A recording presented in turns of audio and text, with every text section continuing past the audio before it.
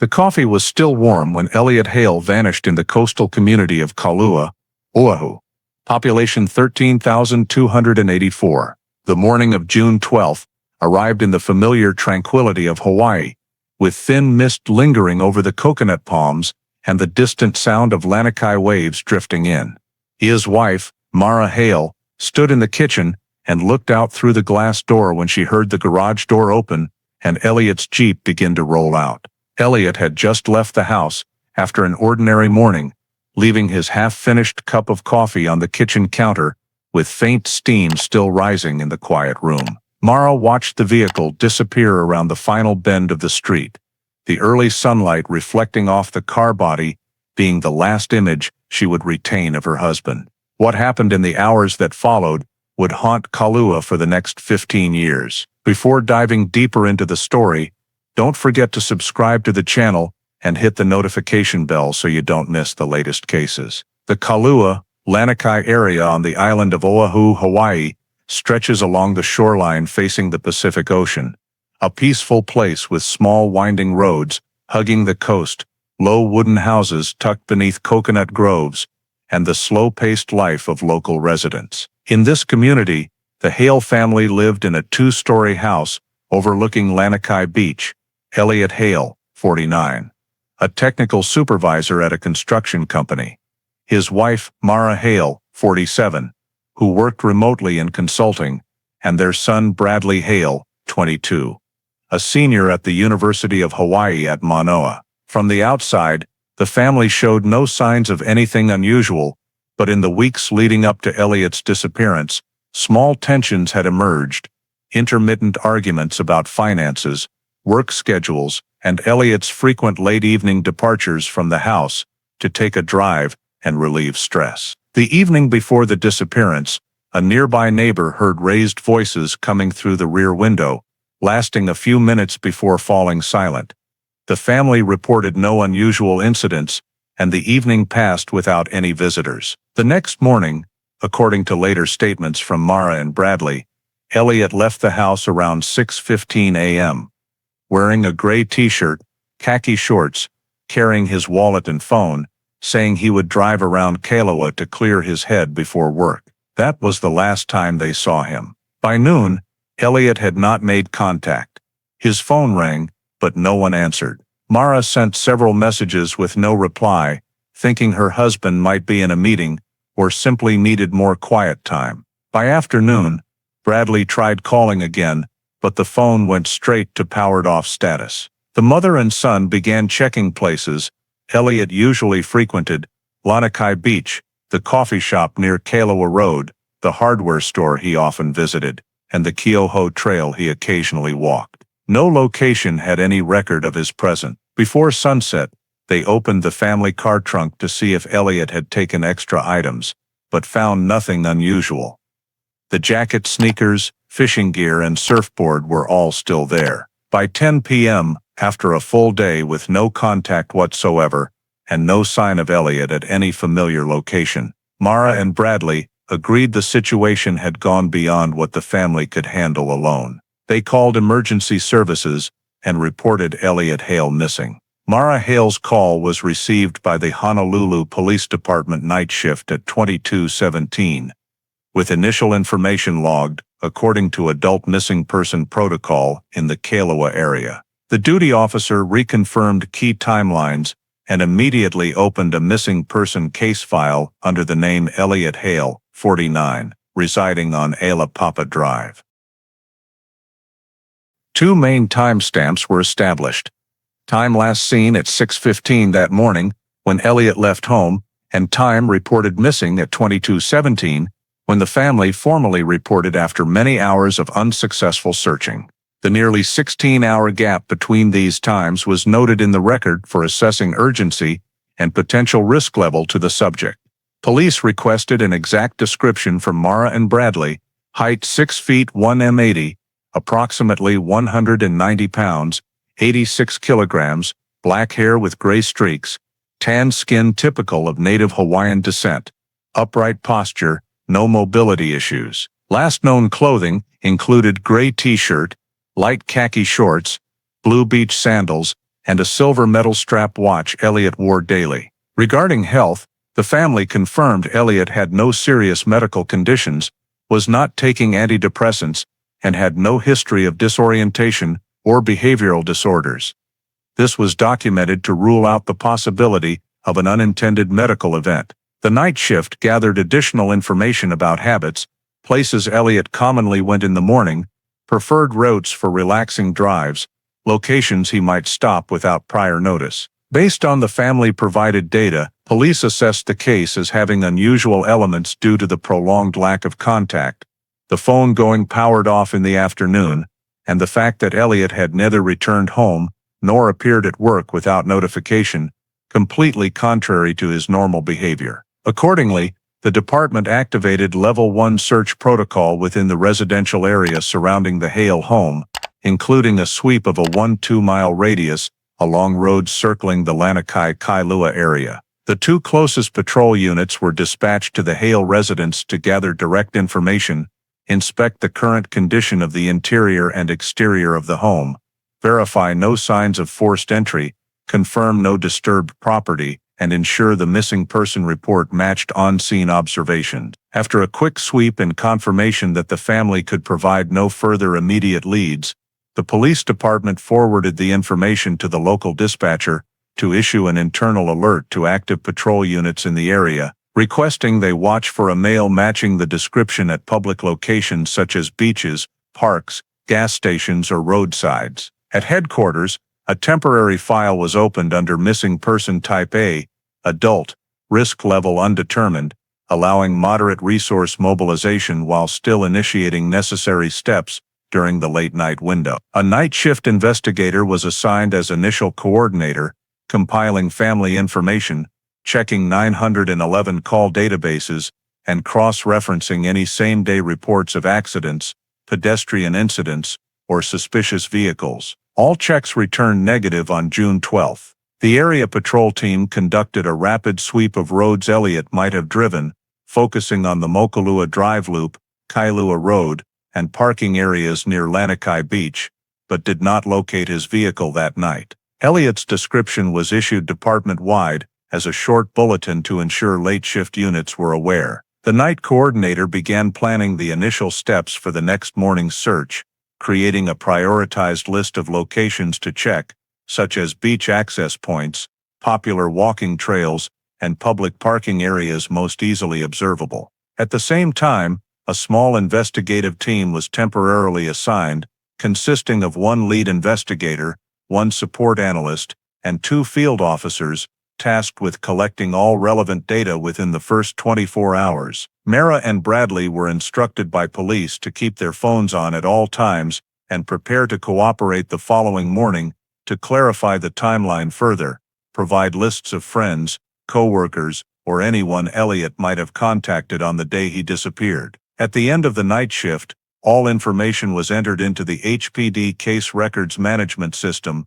officially moving the case from a family report to active investigation status, ready for field search operations beginning at first light.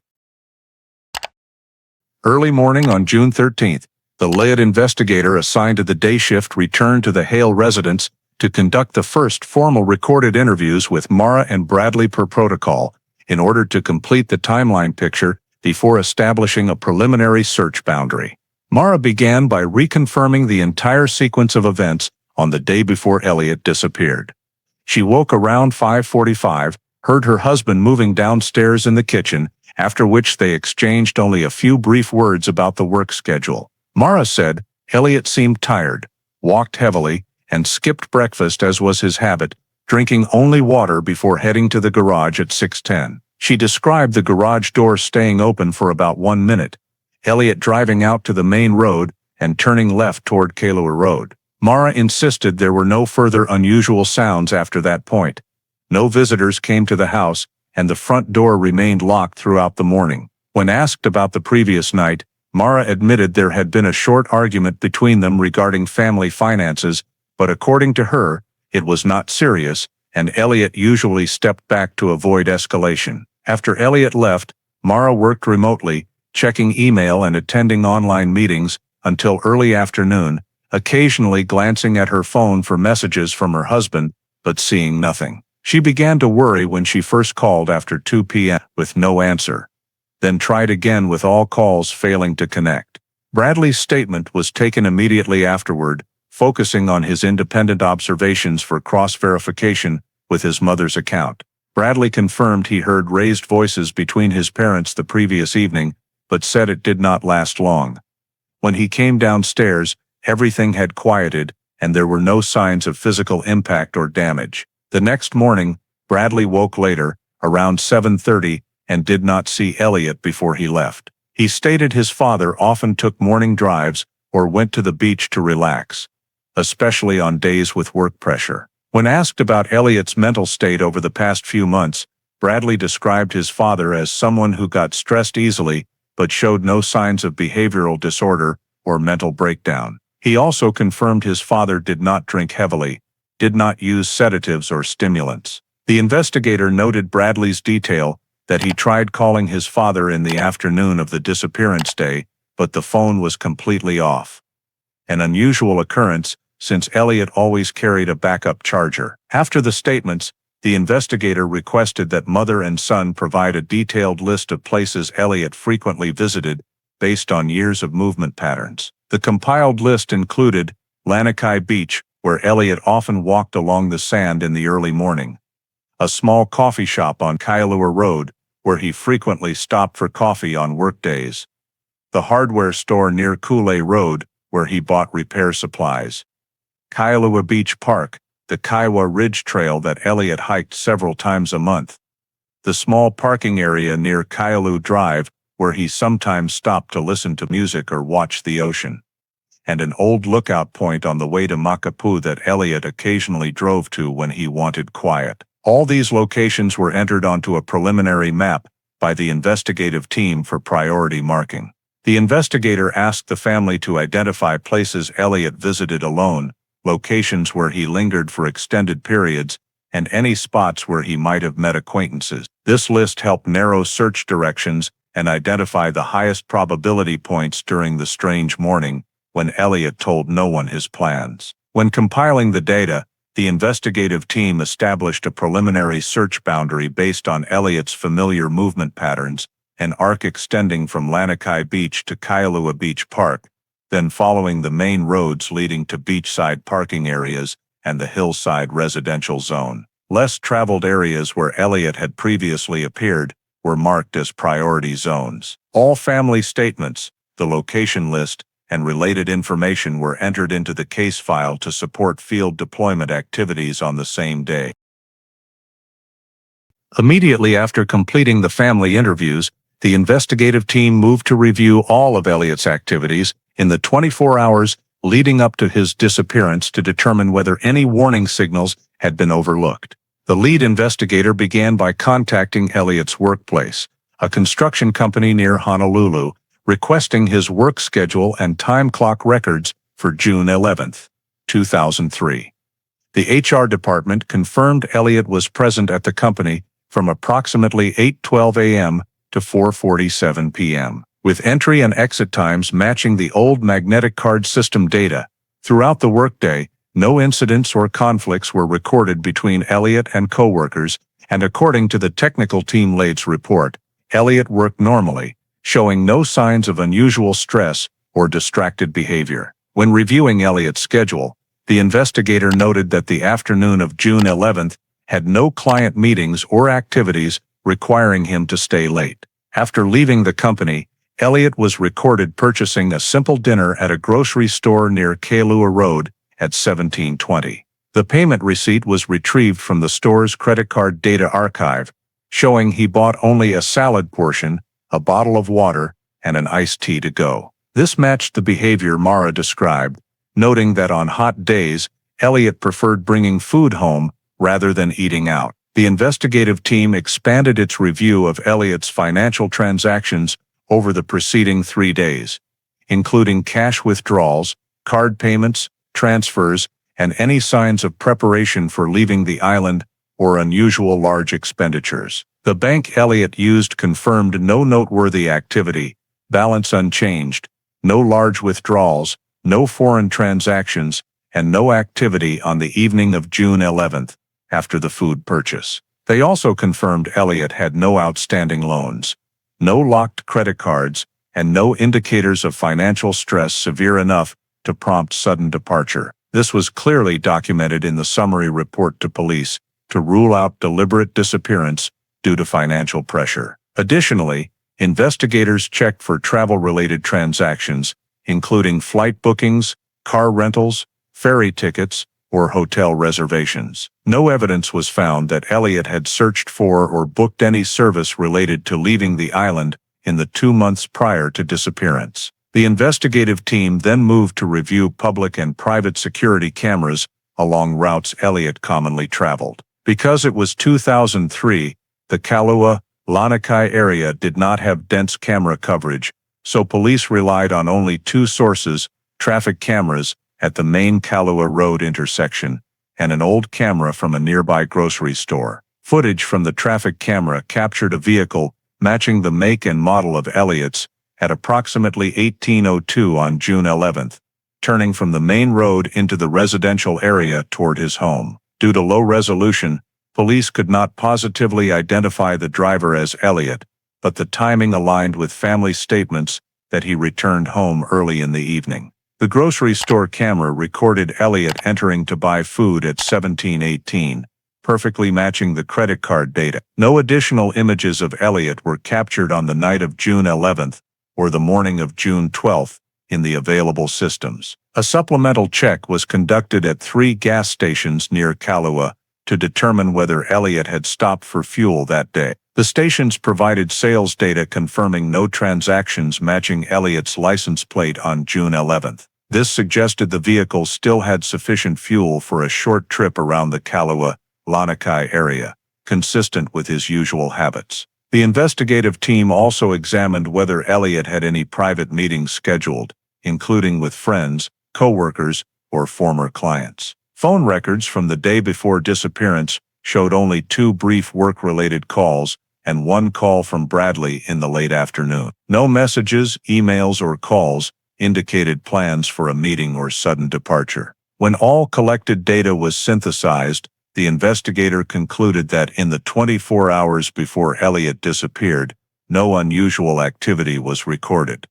No large financial transactions, no signs of preparing to leave the island, no contacts outside work and family, no evidence of serious conflict, and no information suggesting a medical event or stress severe enough to cause abnormal departure behavior. Everything on June 11th followed his normal daily pattern. The fact that Elliot completely vanished the following day without any preparatory signals led the investigative team to classify this as a non-voluntary disappearance and to expand the search scope toward the possibility that the subject had encountered an unintended incident or disappeared under unknown circumstances. Immediately after completing the 24-hour activity verification step prior to Elliot's disappearance, the investigation team shifted to deploying a Level 1 search around the Hale residence area, based on the assumption that if Elliot left the house early in the morning and encountered an incident near the residential area, traces might still remain within his familiar range of movement.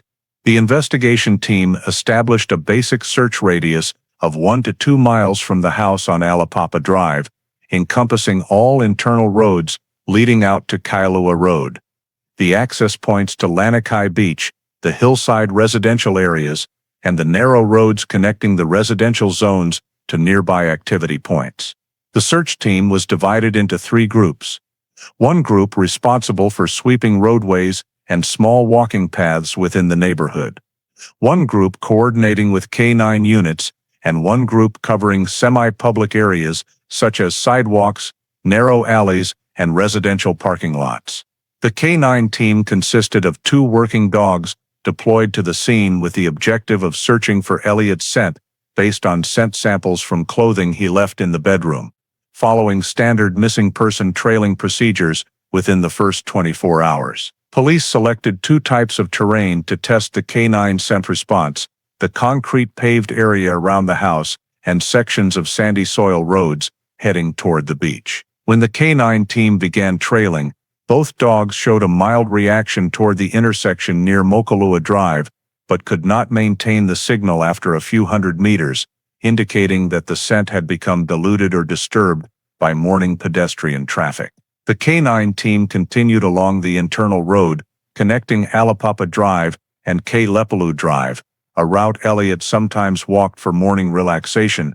However, throughout the entire route, the working dogs did not provide any clear directional signals, only weak reactions at a few points, without maintaining the scent trail. This was recorded in the report as a result of direction of travel not confirmed, a common outcome under conditions of strong sea breezes and high morning temperatures in the Lanikai area. While the K9 team was operating, the roadway search group began sweeping all routes Elliot might have used: the main Mokulua Drive, the initial section of Kailua Road, small paths leading down to the beach, and dead-end streets within the neighborhood. They searched for physical evidence, such as scraps of clothing, personal items, drag marks, or signs of slipping falling, as well as checking lawns, roadside areas, and spots near coconut groves, where residents sometimes left bicycles or sports equipment. Every segment was documented with photographs and GPS coordinates to ensure no area within the search radius was overlooked.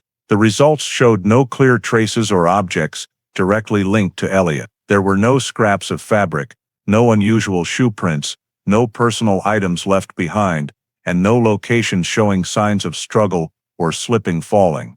The search team also checked residential parking areas and spots with frequent morning vehicle movement to see if any private cameras might have captured images of Elliot or his vehicle.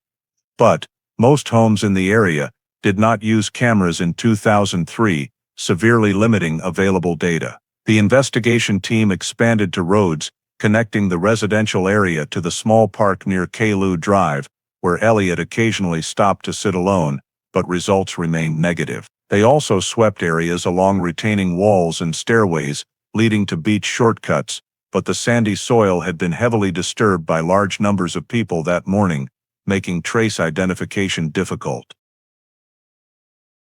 By the end of the morning, the entire 1-2-mile radius had been checked in the first sweep without detecting any signs related to Elliot. The results were recorded in the Level 1 search log: no physical evidence, no specific movement indicators, no anomalies in the vicinity of the residence. This was the first step, indicating no clear leads within the immediate home area, forcing the investigation team to prepare for expanding the search radius to other locations Elliot might have visited that morning. After completing the entire Level 1 search radius around the Hale residence without finding any trace, the investigation team proceeded to Level 2 search, focusing on the Lanikai Beach area. The most natural direction of travel: if Elliot left the house on foot during the morning, he disappeared. Lanikai Beach is approximately 1.2 miles from the Hale residence, connected by a system of winding internal roads along the shoreline and numerous small footpaths leading directly to the sandy stretch. Investigators assessed this as a high-activity area in the morning and a place Elliot frequently drove or walked to relax, making it a priority search target. The investigation team divided into 4 groups to sweep all beach access routes, including the main concrete paved entry points and numerous small sandy trails between residential rows. Each access point was checked in 2 stages: surface trace observation and deeper inspection of the transition zone between sand and road edge, where slip marks or drag marks from heavy objects sometimes appear. However, due to Lanikai Beach being an open beach without barriers and constantly affected by strong sea winds, the sand surface changes rapidly within just a few hours, making it difficult for any footprints or drag marks, if they existed, to remain intact from morning to afternoon. At the first access point near Alapapa Drive, the search team recorded numerous overlapping footprints, mostly from residents and beachgoers that morning.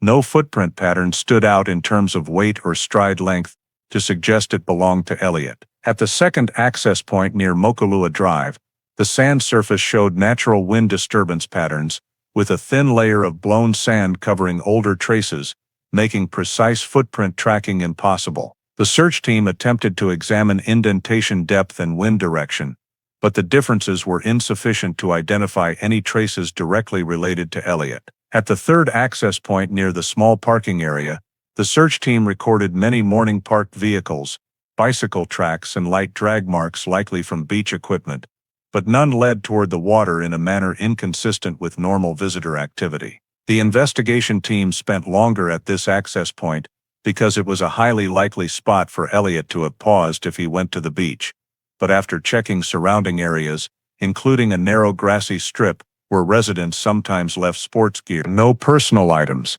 accessories, or traces related to Elliot were found. After sweeping the access points, the investigation team expanded along the entire length of Lanikai Beach. They divided the shoreline into 3 sections, each assigned to one team: the northern section near Kailua Beach Park, the central section near the busier access points, and the southern section leading toward the shallow reef area. In each section, officers searched for foreign objects such as dropped clothing, wallet, keys, watch, phone, or any item Elliot might have lost along the way. However, due to heavy foot traffic and constant sand disturbance, the teams could not identify any distinctive signs attributable to the missing person. They also observed the waterline for signs of objects washed ashore by waves, but only recorded seashells, seaweed, and scattered tourist items such as bottle caps, bike tags, and tissues. The search team also spent time checking behind coastal shrub lines,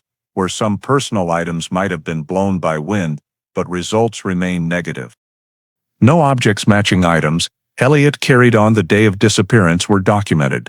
Concurrent with the sand search, the scene investigation group checked stone benches, wooden railings, and small stairways leading to the water to determine if Elliot might have stopped at any of these spots, but no location showed unusual characteristics. Several local residents interviewed stated that the morning of June 12 had the usual number of joggers and walkers, with no one observed acting strangely or unconscious, no crowds gathering, and no rescue operations launched that morning.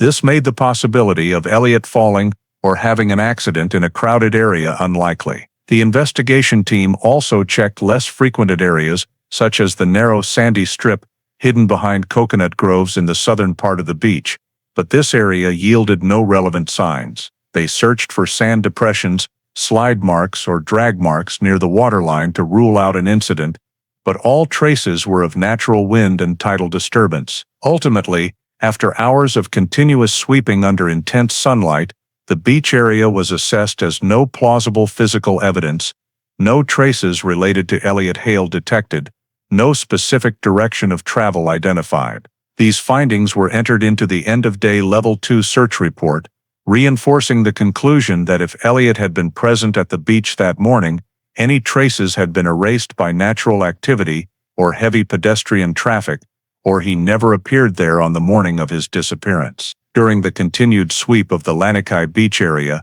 one of the roadway search teams reported discovering a vehicle matching the description of Elliot Hale's car parked in the small lot adjacent to the third beach access point. The vehicle was positioned slightly to the right side of the parking row, near a low wooden fence, and only a few meters from the sand, in an area commonly used by residents for early morning beach parking.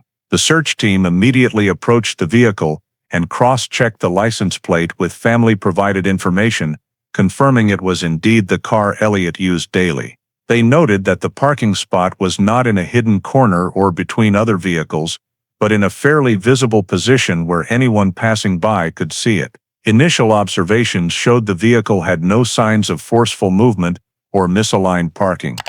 The front wheels were slightly angled toward the grass edge, consistent with quick parking by someone familiar with the area. The search team checked the lock status externally. The driver's side door was unlocked. The handle showed no scratches, and the other 3 doors were fully closed but also unlocked. Windows were recorded as fully closed, with no signs of being lowered or externally forced. The front windshield had no cracks or foreign objects, and both side mirrors remained intact and unfolded, showing no collision damage. The interior was observed through the glass without opening the doors to avoid disturbing the scene. The driver's seat was adjusted farther back than the default setting. Bradley described Elliot typically using and this observation was noted in the report for later consideration. On the passenger seat was a neatly folded thin windbreaker, along with a nearly full water bottle in the front cup holder. The driver's side glove compartment was closed.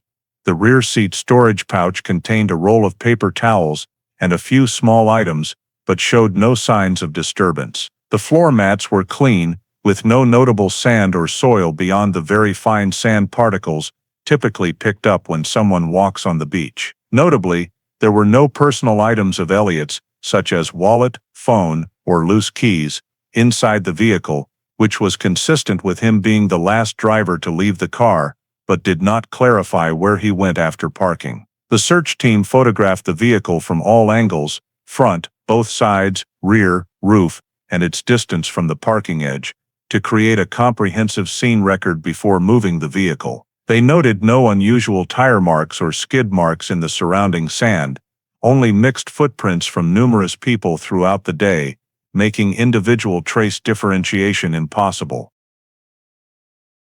Due to strong winds and high pedestrian traffic in the beach area, the investigation team decided against conducting forensic examination on-site to avoid cross-contamination from sand, seawater, or tourist contact. Instead, they applied basic scene sealing, labeled the vehicle as related to the missing person case, and used a tow truck to remove it from the parking area.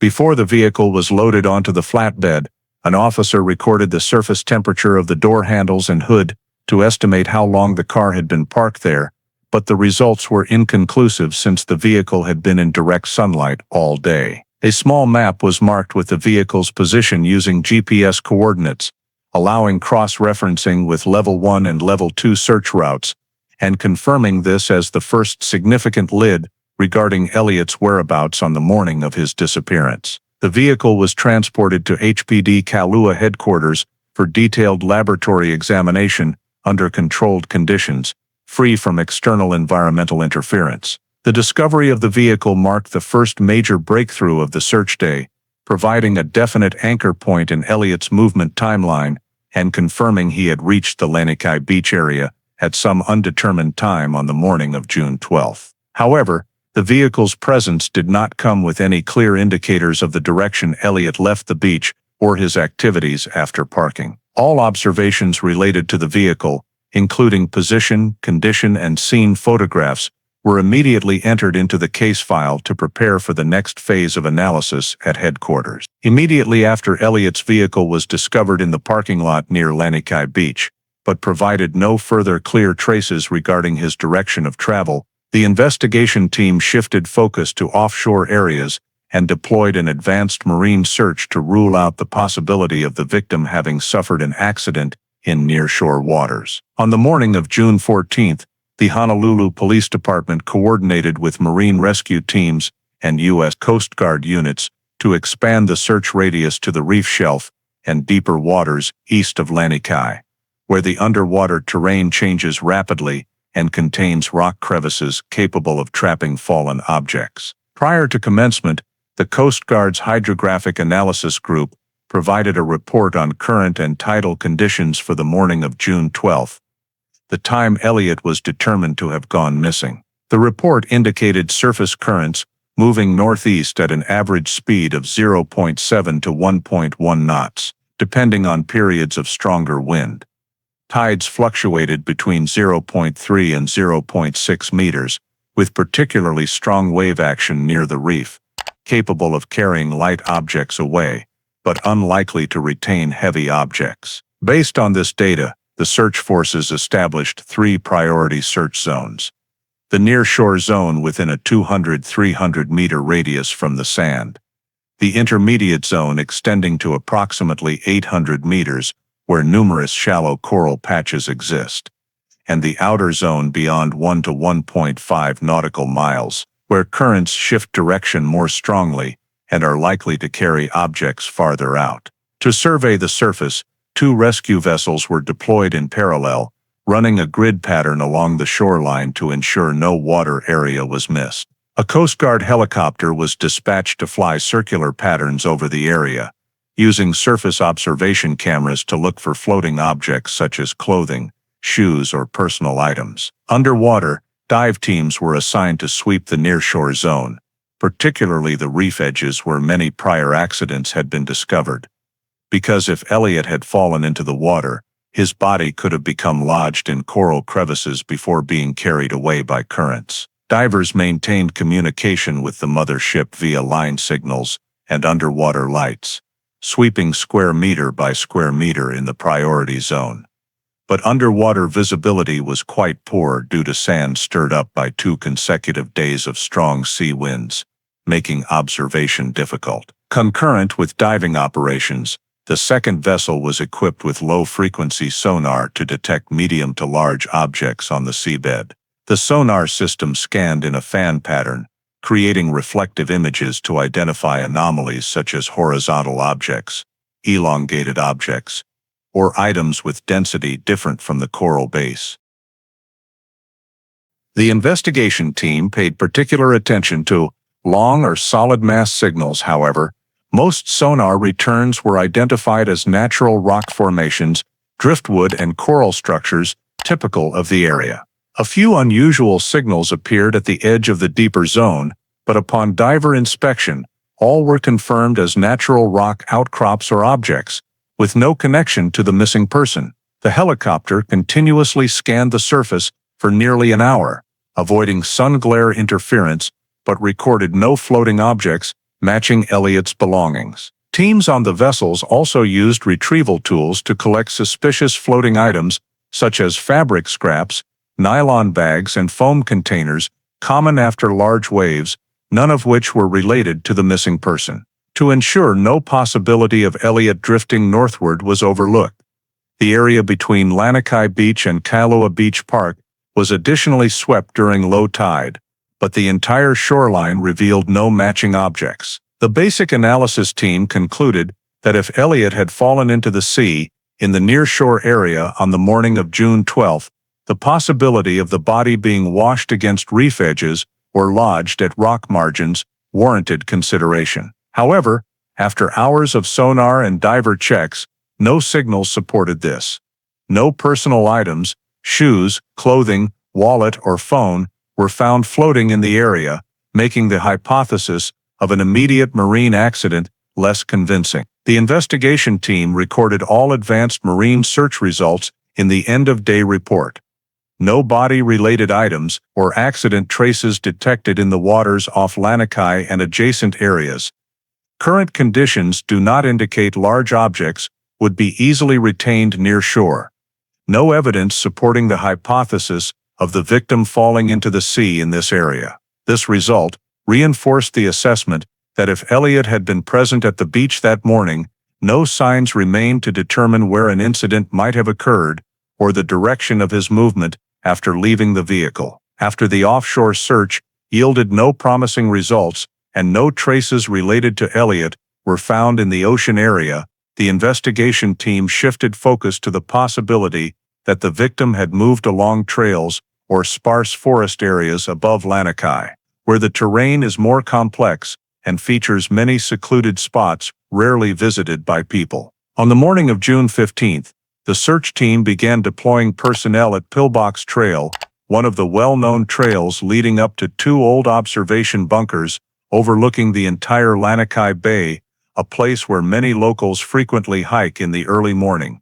This was also a route Elliot had taken several times in the previous month, according to Bradley's account, making the area the next priority search focus. The teams were divided into 3 directions.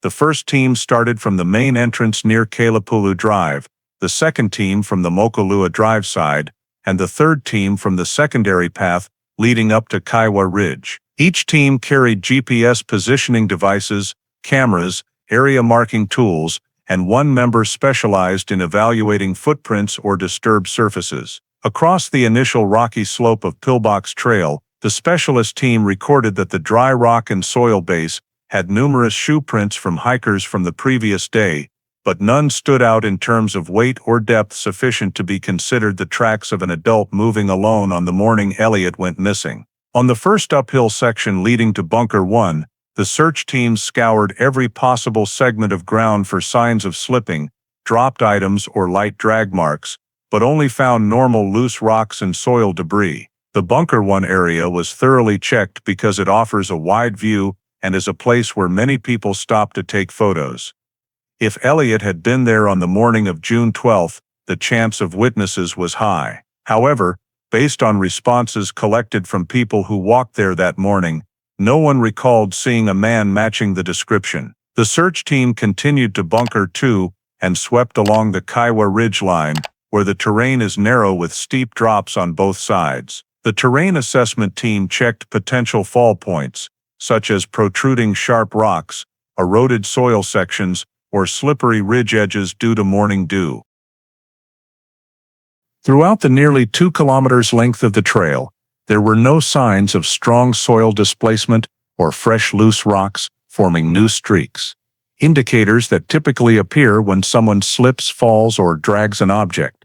With no new traces found on Pillbox Trail, the investigation expanded into the acacia forest north of Kailua Ridge, an area Elliot had walked in on weekends, according to Bradley. The acacia forest is characterized by sparse canopy, a forest floor covered in dry leaves, and numerous small unmarked paths. The search team used marking stakes to ensure no area was missed and divided the ground into inspection blocks. Each block was visually scanned in combination with probing rods to check under dry leaves, tree roots, shallow ditches, and any unusual depressions. However, the forest floor was dry and showed no new depressions deep enough to be considered adult footprints. The team also found no clothing, wallet, phone, or any items related to Elliot. Fallen trees, underbrush, and terrain drainage channels also showed no signs of recent disturbance. After the acacia forest, the Terrain Task Force examined the cliffs along the eastern side of Kailua Ridge, where there are sheer drop-offs and small recesses in the basalt rock. This was considered the most likely accident-prone area if Elliot had accidentally left the trail. The search team used safety ropes to access each cliff face, observing the rock surfaces for fresh slip marks, scratches, or drag marks. However, most marks on the rock were old or natural weathering from wind and rain, with no recent marks coinciding with the time frame near Elliot's disappearance. Lower cliff sections were also checked to assess the possibility of objects falling and getting caught. But the rock crevices were clean, containing no items or fabric pieces. In the area behind the rock ridge, where there are many small basalt cave openings, the investigation team used high-powered lights to shine into each cave in search of signs of shelter or fallen objects, but recorded no items or footprints leading inside. Some cave openings were only a few meters deep and completely empty, while larger ones contained much natural rock debris, with no evidence indicating anyone had entered on June 12. The cave inspection lasted many hours, but the results remained as empty as the other areas. The trail search team concluded the day's inspection by additionally sweeping 2 minor connecting paths between the acacia forest and the residential areas below, in case Elliot had turned into that zone. However, the presence of many overlapping footprints from residents and pets made it impossible to identify any distinct individual tracks. The investigation team compiled the end-of-day report, noting that the entire trail and forest area had been checked according to the required scope, but no signs were found indicating Elliot had passed through. Successive search results in the ocean, beach, and trails all failed to produce any direct leads, leaving the case status unchanged at undetermined final direction of the victim's movement. At HPD Kailua headquarters, immediately after Elliot's vehicle was towed back from the parking area near Lanikai Beach, the crime scene investigation team conducted basic forensic examination to determine the vehicle's condition and assess whether it could provide additional clues about the victim's direction of travel and activities on the morning he disappeared. This is a mandatory step in every missing person case where a personal vehicle is found separated from its owner with no additional scene data. First, investigators checked the ignition key and lock. The key was in the ignition in the off position, with no signs of forceful turning or unusual scratches around the key slot edges. This indicated the driver had stopped the vehicle in a normal manner, with no evidence of multiple start attempts or forced shut-off. The driver's door handle surface was examined with oblique lighting for fresh scratches, but only old faint marks were present, with no signs of strong sliding or gouging. The passenger door handle and both rear door handles were checked similarly, revealing no evidence of repeated opening in a short time. All 4 doors functioned normally when tested for opening and closing, with hinges showing no prying marks, looseness, or misalignment. Investigators recorded this in the report: no signs of forced entry, no evidence of door jimmying or mechanical interference with the locks. Next, the forensic team moved to inspecting the driver's seat, one of the critical details for determining whether the last person to drive was Elliot. According to Bradley's initial statement, Elliot always positioned the driver's seat at a distance suited to his leg reach with very little backrest recline, consistent with his driving habit for many years. However, upon actual inspection, the driver's seat was adjusted nearly all the way back, creating a significantly greater distance between the driver's legs and the pedals. This position would suit a person taller than Elliot or someone wanting more room for easier entry-exit. The investigation team marked this as Level 1 anomaly, a clear abnormality but not directly indicative of criminal activity. They measured the distance from the seat edge to the pedals, photographed it, compared it to Elliot's height, and noted the incompatibility. The backrest was also found reclined more than usual. However, because there was no mechanical evidence of the seat being forcibly pulled or shoved, the team could not determine when or by whom the seat had been adjusted. The next step was observing disturbances inside the vehicle interior. The forensic team, wearing fresh gloves, began checking the dashboard area, glove compartment, floor, and small storage compartments. The driver's side glove box was closed and contained the vehicle registration, a few old receipts, and a folded map, all neatly arranged, with no signs of rummaging. The storage pocket behind the driver's seat held tissues, glass cleaner spray, and a few small items, also appearing undisturbed. The floor showed no clear footprints because the carpet surface retained little dust, and the amount of sand found was very minimal, consistent with the driver briefly stepping onto the beach moments earlier. Investigators found no mud, watermarks, or any physical traces, suggesting someone else had used the vehicle under unusual circumstances. They also checked under the seats, under the mats, and in the small crevices along the doors, but discovered no foreign objects such as paper, fabric scraps, hair, or signs of struggle. The windshield, dashboard, and steering wheel were examined under UV light for differential oil or sweat marks, but nothing significant appeared beyond the general contact marks of daily use. The forensic team continued by checking the trunk to determine whether Elliot had carried unusual items or left any sign on the morning of his disappearance. The trunk contained a basic toolkit, a thin jacket, a mesh beach bag, and an old towel, all reasonably neatly arranged, with no signs of rummaging or heavy shifting to one side. Investigators measured dust accumulation on trunk surfaces and determined there was no noticeable change compared to the vehicle's regularly maintained condition per records. Closer angled light inspection showed no fresh scratches on trunk walls, no strong rubbing marks, or rope marks. This indicated no heavy object had been placed in or removed near the time of Elliot's disappearance, at least none detectable by the naked eye under lab lighting conditions. The technical team further examined the steering wheel and gear shift under spectral light. The steering wheel showed light wear in the usual right-hand grip position, consistent with a familiar driver, but no unusual marks or abnormal slippage. The gear shift was similar, with no fresh pressure marks or scratches. One noted detail was that the car radio was tuned to a different station than the one Elliot usually listened to, according to family description, but the investigation team assessed this as a minor detail since anyone could have accidentally changed it earlier. After completing the basic inspection of the entire interior and exterior, the forensic team concluded that the vehicle provided no direct evidence suggesting criminal activity occurred inside or around it.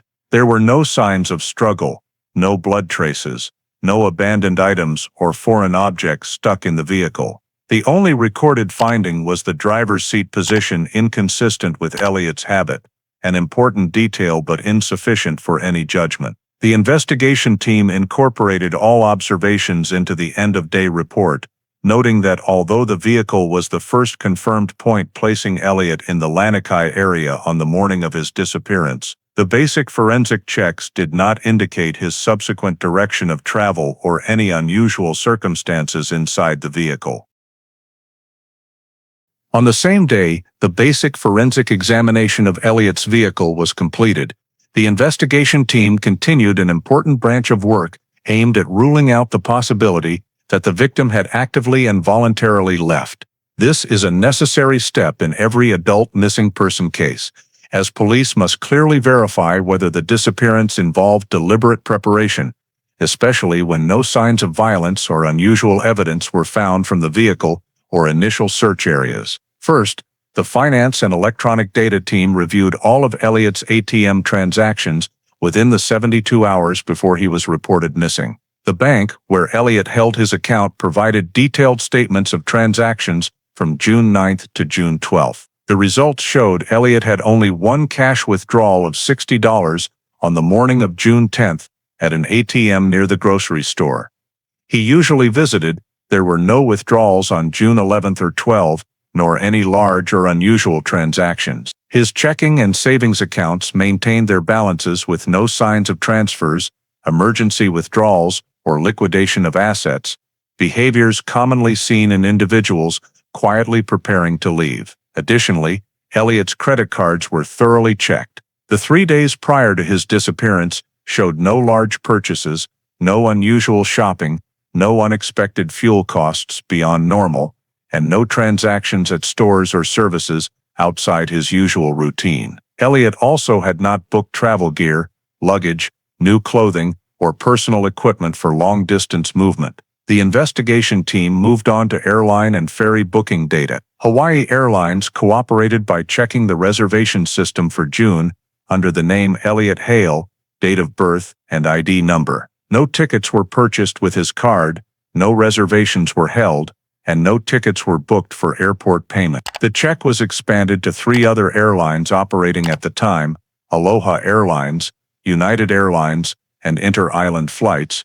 All returned negative results. Records of inter-island ferry bookings, including routes from Oʻahu to Maui, Kauahu, and Hawaii Island, also showed no data related to Elliot. Similarly, rental car records from Hertz, Thrifty, and Alamo showed Elliot had not rented any vehicle in June, with no advance reservations or customer hold records. Police also checked public parking lots where people sometimes leave vehicles for long-term island departures, but since Elliot's personal vehicle was found at Lanikai Beach, the hypothesis of him voluntarily leaving the island became even less plausible. The analysis team further examined signs that Elliot might have attempted to leave by private watercraft, a rare possibility, but one that still needed to be ruled out. They contacted 3 local marinas and recorded that no one matching the description appeared on the morning of June 12th to rent a boat, board a vessel,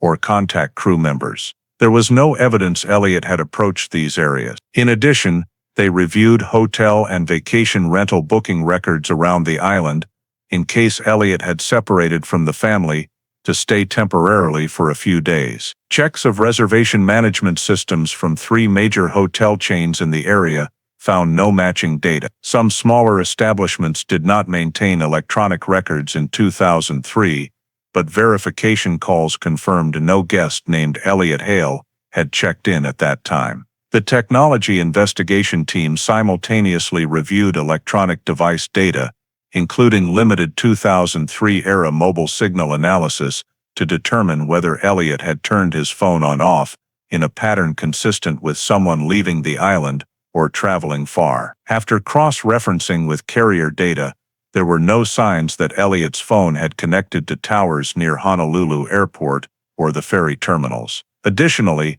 the team checked whether Elliot had sent emails, messages, or any contacts expressing intent to move, meet someone, or prepare to leave home. No such content was found in his inbox, calendar, or personal notes. Elliot also had not packed personal belongings. According to Bradley, all of his important items such as documents, camera, personal devices, and travel clothing remained in place. This was a significant point because if Elliot had intended to voluntarily leave the island, he would have needed to take at least identification documents or some essential items. After compiling all data on financial transactions, travel, vehicle rentals, and booking records, the investigation team concluded there was no evidence whatsoever indicating Elliot had any intention of actively leaving home, leaving the Kailua area, or leaving Oʻahu Island. There were no financial preparations, no unusual activities, and no plans for tickets or vehicle rentals. The fact that the vehicle was found at the beach, the interior showed no disturbance, and no personal items had been deliberately left behind further supported the assessment that Elliot did not disappear voluntarily. The investigation team's final conclusion for this section was clearly recorded. No evidence indicates that Elliot Hale exhibited behavior preparing for or carrying out a voluntary departure. The possibility of voluntary disappearance is ruled out. Immediately after ruling out the possibility of Elliot leaving voluntarily and concluding there was no evidence of financial or active travel preparation, the investigation team shifted to detailed analysis of the statements from the two most important witnesses, Mara and Bradley Hale, to determine whether any discrepancies existed in their accounts of the morning Elliot disappeared. The goal of this step was not to assert criminal behavior, but to understand the accuracy level of the family-provided timeline, thereby adjusting the scope and direction of the investigation accordingly. First, investigators focused on the most critical point, the time Elliot left the house. Mara stated that she saw Elliot leave the garage around 6:15 a.m. She said she was standing in the kitchen when she heard the garage door open, then glanced through the rear glass door and saw the rear of the vehicle backing out onto the street. Mara emphasized that she remembered this time clearly because she was preparing to log into her remote work shift at 6:30. Meanwhile, Bradley's statement did not fully align. Bradley said he woke up at 7:20 a.m. and did not see Elliot, but when asked further about morning sounds, he stated that around 7 o'clock, he heard a light noise like an engine starting and then leaving. When investigators pressed for more specificity, Bradley said he thought it was around 6:50 to 7 o'clock, but was not sure because he was still half asleep. This description did not match the time Mara provided, creating the first discrepancy in the timeline. The investigation team created a comparison table of the two statements and noted a minimum discrepancy of 35-45 minutes. Next, investigators analyzed the call data made by Mara and Bradley on the day Elliot went missing, looking for common points or anomalies in their communication behavior. Carrier data showed Mara's first call to Elliot's number occurred at 14:07. This matched her statement and aligned with the time she began to worry in the early afternoon. Her claim that she checked the phone several times from morning but did not call because she thought Elliot was driving led the team to note a mild point of concern. If Elliot left home at 6:15 as she stated, waiting nearly 8 hours before making the first call was unusual, given the couple's daily habit of checking in before work hours. On Bradley's side, his first call to Elliot's number occurred at 16:31, consistent with his statement that he tried calling after noticing Elliot's phone was off. However, when cross-referencing his statement about hearing the vehicle leave the garage, the time Bradley mentioned did not align with the time frame of his morning activities. In his statement, Bradley said that after hearing the vehicle around 7 o'clock, he slept a bit more and got up at 7:20. But the additional 20 minutes of sleep between those points did not fit his vague description of not being fully awake. Investigators marked this as a low-level discrepancy, possibly due to memory error. After preliminary analysis of the departure timeline and call times, the investigation team began compiling a list of discrepancies needing explanation. One discrepancy in time Elliot left the garage, 6:15. According to Mara, but the engine sound Bradley heard was around 6:50, 7 o'clock. 2. Mara's delayed communication behavior, no call to Elliot throughout the morning, despite his earlier than usual departure. 3. Discrepancy. Regarding device status, Elliot's phone was off or out of coverage before 16 o'clock, but Mara claimed the phone was still ringing when she called in the early afternoon. the investigation team noted that Mara's description of the phone ringing did not match carrier data, which showed the 1407 call going straight to no connection, indicating the phone was powered off or out of service at that time. This was a point requiring further verification, but not yet sufficient to conclude deception. 4. Discrepancy in morning behavior. Mara stated Elliot left in a normal mood, but Bradley reported an argument the previous night and that Elliot appeared tense. The investigation team did not consider this discrepancy as specific evidence, but recorded it for evaluation of the victim's mental state. After compiling the list of discrepancies, investigators analyzed each point based on possible explanations to avoid hasty judgments. Regarding the timing discrepancy, the team considered the possibility that Bradley confused the time upon waking, or that the sound he heard was not Elliot's vehicle, but belonged to a neighbor. This is a common occurrence in missing person cases where family witnesses provide slightly offset times that are not inherently suspicious. For Mara not calling Elliot from the morning, the team noted that some couples do not communicate in the morning if they have a habit of flexible schedules, so this behavior alone was insufficient to raise suspicion. Regarding whether the phone rang or not, the team determined that additional carrier data was needed, as in some cases a powered-off phone can still show a calling status to the caller depending on the system. However, the key point retained in the record was that Mara's description of the first call did not fully match the technical data. Upon completing the comparison of each item, the investigation team agreed that the recorded discrepancies still fell within the range explainable by memory deviation or lack of precision in description, especially since both Mara and Bradley were under pressure from being unable to contact Elliot. The final report for this section clearly stated, inconsistencies in the family statements have been confirmed, but none are sufficient to elevate the level of suspicion toward any family member.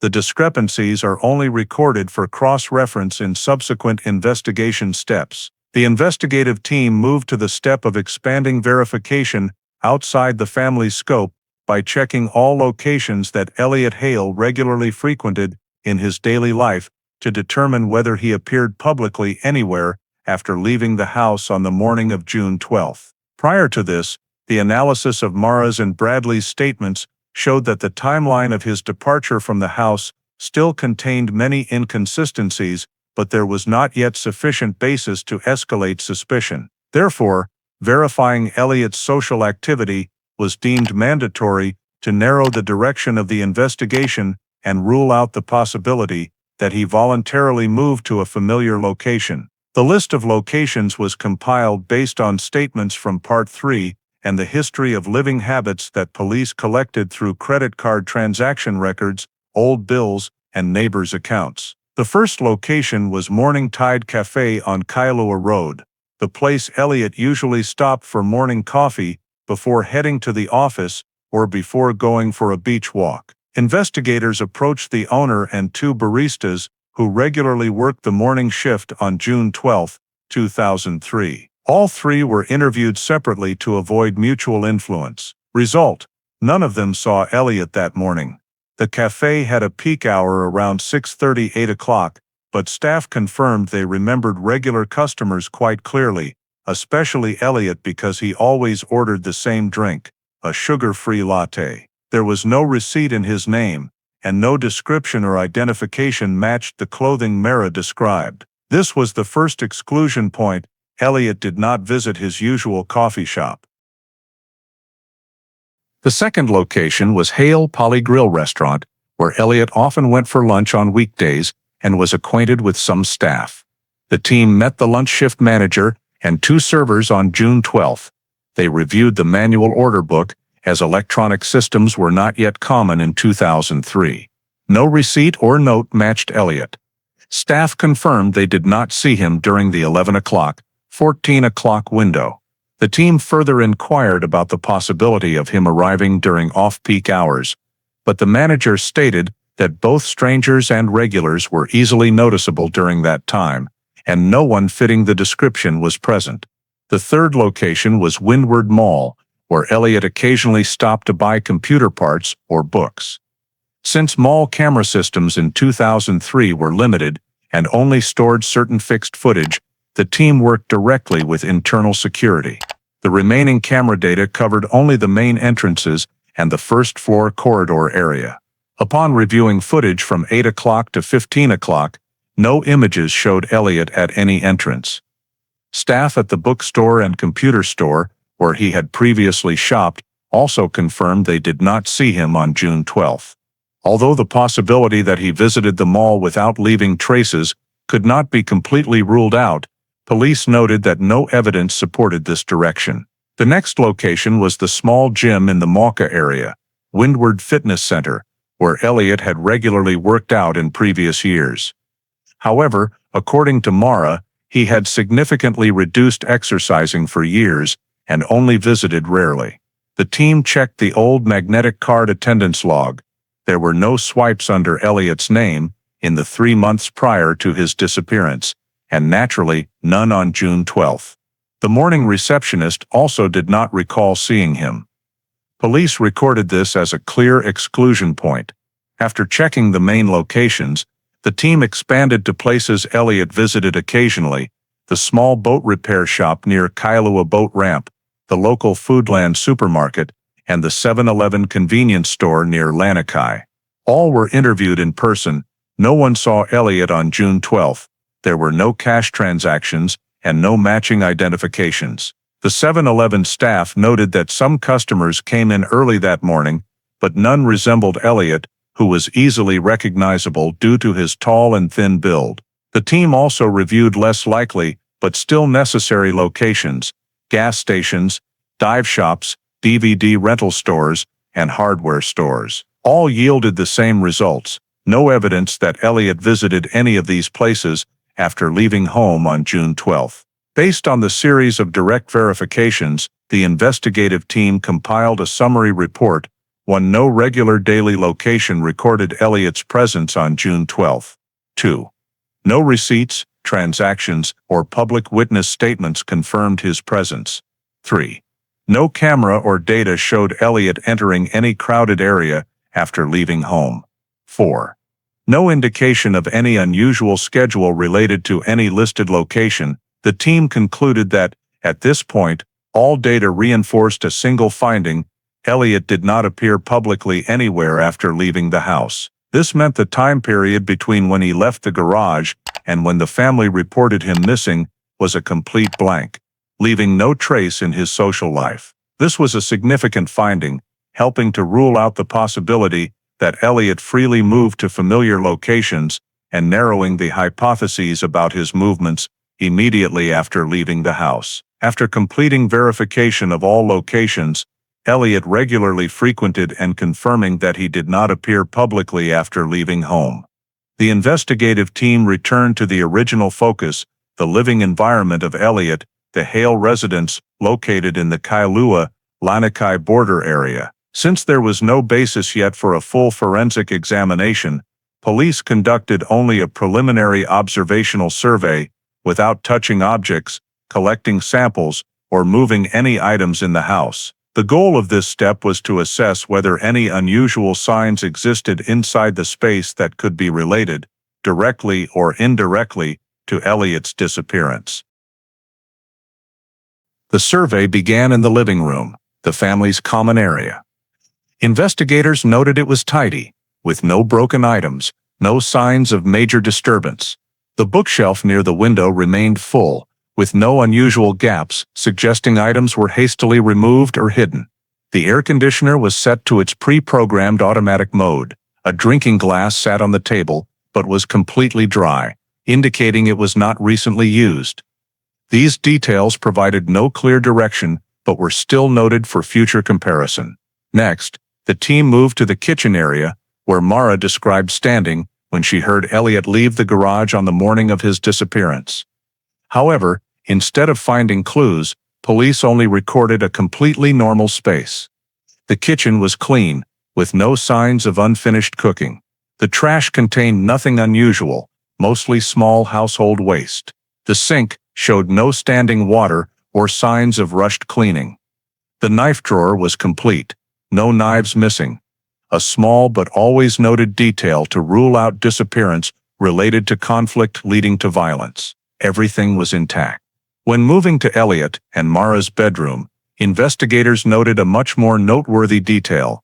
The carpet in the room showed signs of being recently replaced. The fibers were still uncrushed, and the color was too fresh compared to carpets in other areas of the house. When lightly asked to confirm information for observation purposes, Mara stated she replaced the carpet a few weeks earlier because of slight mold due to humidity. Investigators recorded this explanation but made no immediate judgment due to lack of contradictory evidence at the time of the survey. Nevertheless, in a missing person case with unknown cause, any change in household items near the time of the report was always considered an element requiring careful notation. Aside from the new carpet, the bedroom showed no signs of disturbance overall. The bed was neatly made, with no signs of struggle or dragged items. Elliot's closet still contained his full set of daily work clothes. No suitcases or travel bags were missing, a detail consistent with the conclusion that Elliot did not leave with prior planning. The wooden wall clock showed the correct time, with no signs of having fallen or been damaged. A half-read book Elliot had been reading lay face down on the nightstand, nothing unusual. The team continued to Bradley's bedroom. The room showed normal signs of use by a young man. Clothes on the chair, a few magazines, an old desktop computer. No major disturbance was detected.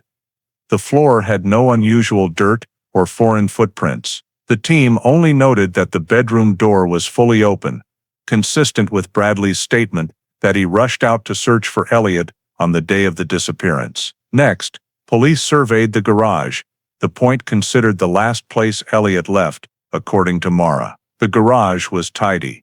Tools hung in their proper places. However, investigators noted two minor details. One, a section of the garage floor was noticeably cleaner than the rest, as if it had recently been scrubbed in a specific area. Two, the garden tool container was slightly out of its usual position, as described by neighbors. When asked about cleaning the floor, Mara said, Bradley might have washed the car a few days earlier and water splashed onto the floor. This was a reasonable everyday explanation, but was still flagged for later forensic verification. No visible blood or foreign substances were observed by eye, but the difference in floor cleanliness was something police could not overlook. The final areas surveyed were the laundry room and storage room. Both showed no significant disturbance. The washing machine contained no unfinished laundry, though there was a basket of neatly folded clothes. The storage room was clean, with no signs of recent large item movement. The cleaning supplies cabinet was fully stocked, with no recently opened bottles near the time of disappearance. The entire house showed no blood, suspicious wiping marks, unusual odors, or signs of struggle that an experienced investigator could recognize visually. The complete absence of such signs initially gave the house the appearance of perfect normalcy, but it was precisely this overly normal state that made the investigative team cautious. In many difficult-to-solve missing person cases, an excessively clean scene is often a specially noted factor. The preliminary observation report concluded, no visible signs of crime detected. Several unusual details noted for forensic checking in the next phase. Recently replaced carpet area of garage floor, showing signs of recent scrubbing, some items slightly out of position. These details are not yet sufficient to draw any conclusions regarding criminal behavior, but must be retained for technical analysis. The investigative team completed the in-house survey of the Hale residence and review of all locations Elliot frequented but obtained no orienting leads, forcing the investigation into a difficult phase. All facts were flat and quiet, leaving no physical traces, direct witnesses, or unusual behavior patterns to reconstruct Elliot's movements after leaving the house on the morning of June 12. This was a situation many missing person cases in Hawaii had encountered in the early 2000s, especially when public camera data was limited, crime scene analysis technology was not fully developed, and forensic procedures remained basic.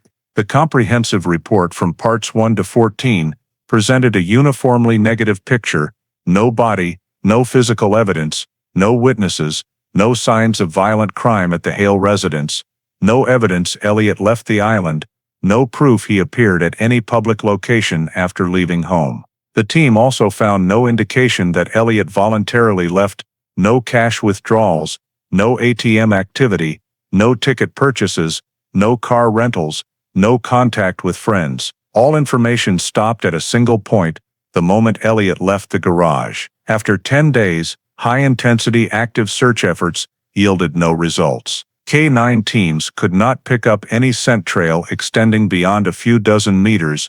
Offshore sonar detected no large objects matching body size. Trails, K-forests, and basalt cliffs showed no clear physical traces. The investigative team began internal meetings to evaluate the case status per Honolulu Police Department regulations in 2003. The meeting took place in the Windward DPS office on the 12th day since the report. Minutes recorded a series of assessments: 1. No direct criminal elements. No violence traces in the house, no major displaced items, no blood, no suspicious cleaning marks. Unusual details such as the new carpet or cleaner garage floor section were assessed as insufficient to conclude criminal connection. 2.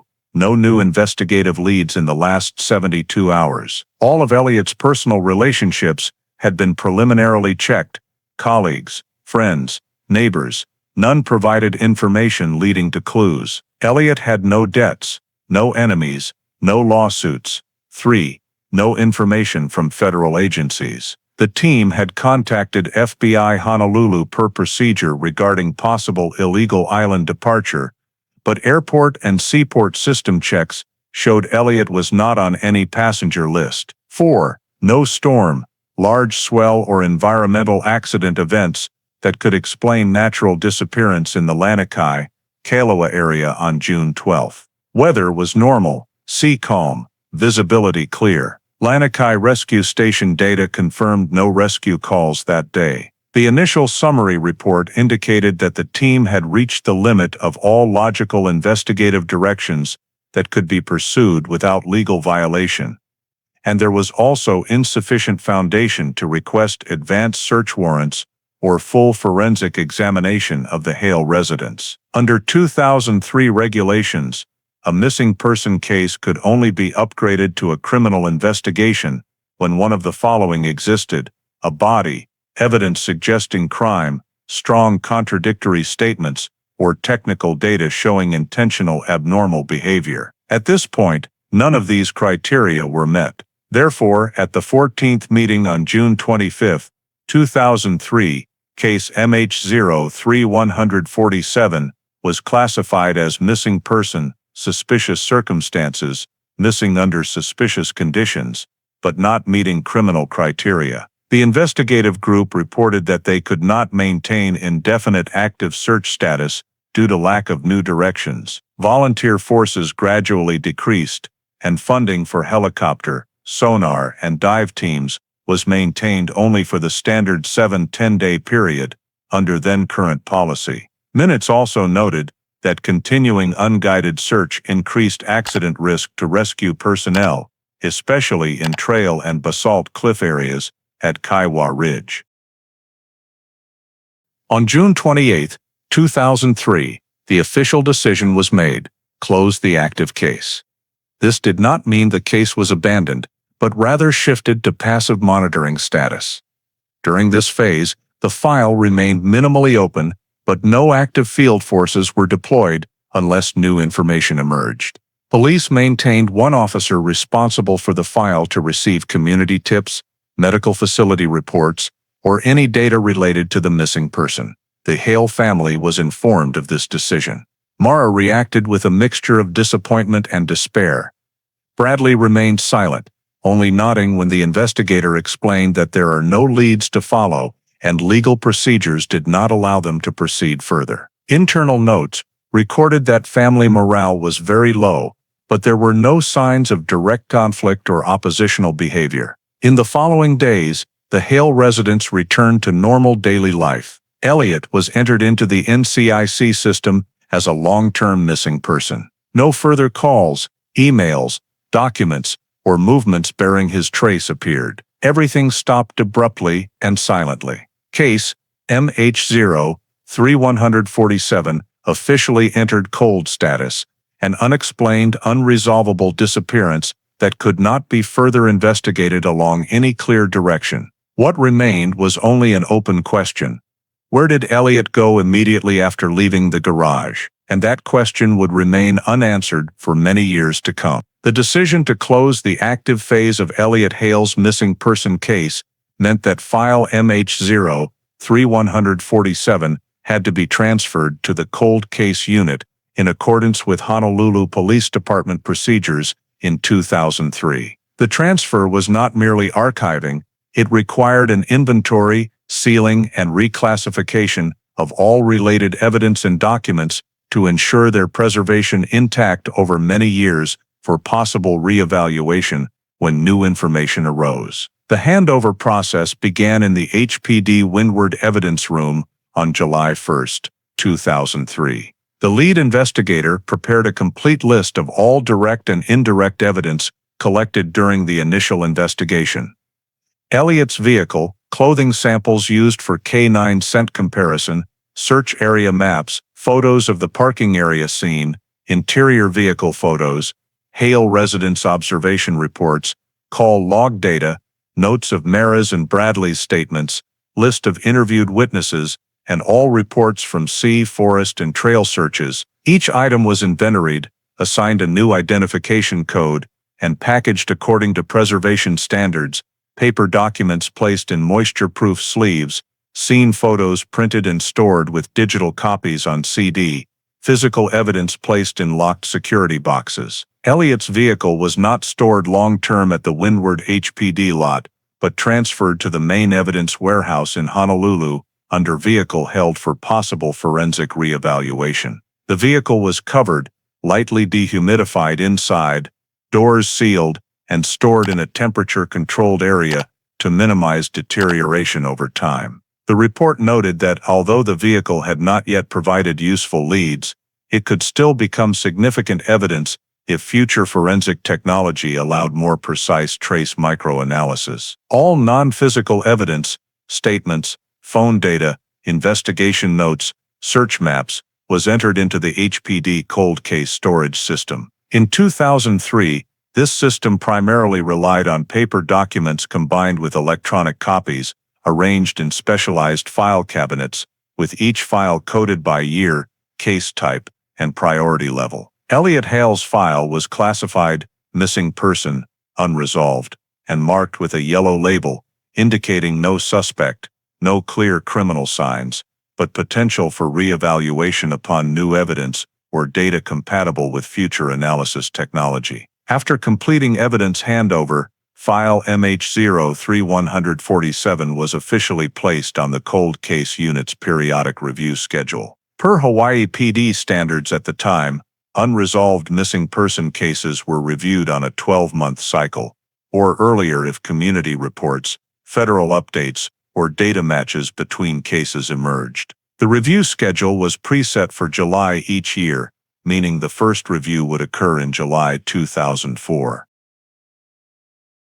The cold case unit clearly noted tasks for review, rechecking initial statements, reviewing advances in forensic technology since the last review, cross-referencing with other missing person cases in the Lanikai, Kailua area, and checking reports of unidentified bodies, undetermined accidents, or new NCIC data matching Elliot's description.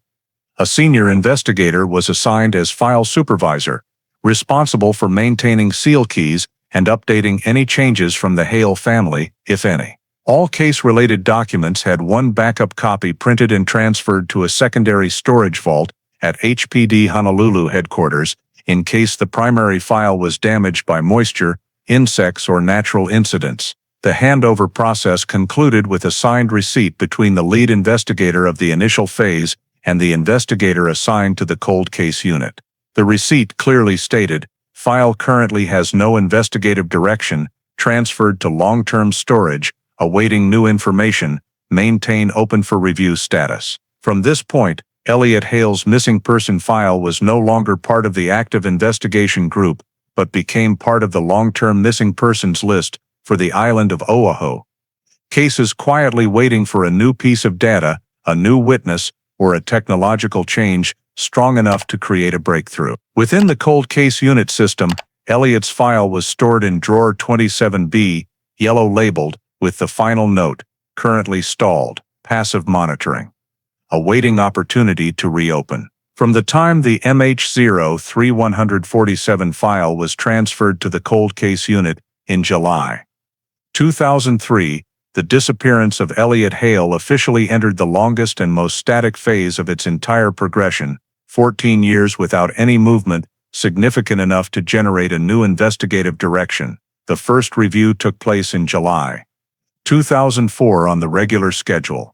The assigned investigator reopened the file, cross-checked all statements, search maps, call log data, sonar reports, and notes related to the initial crime scene survey. At that time, no changes in forensic technology were sufficient to reanalyze evidence in a different direction, and no unidentified body reports within a one-year period matched Elliot's description. Authorities also checked the list of patients treated at hospitals on the island, particularly cases admitted without identification documents or without stating their identity, but no one matched.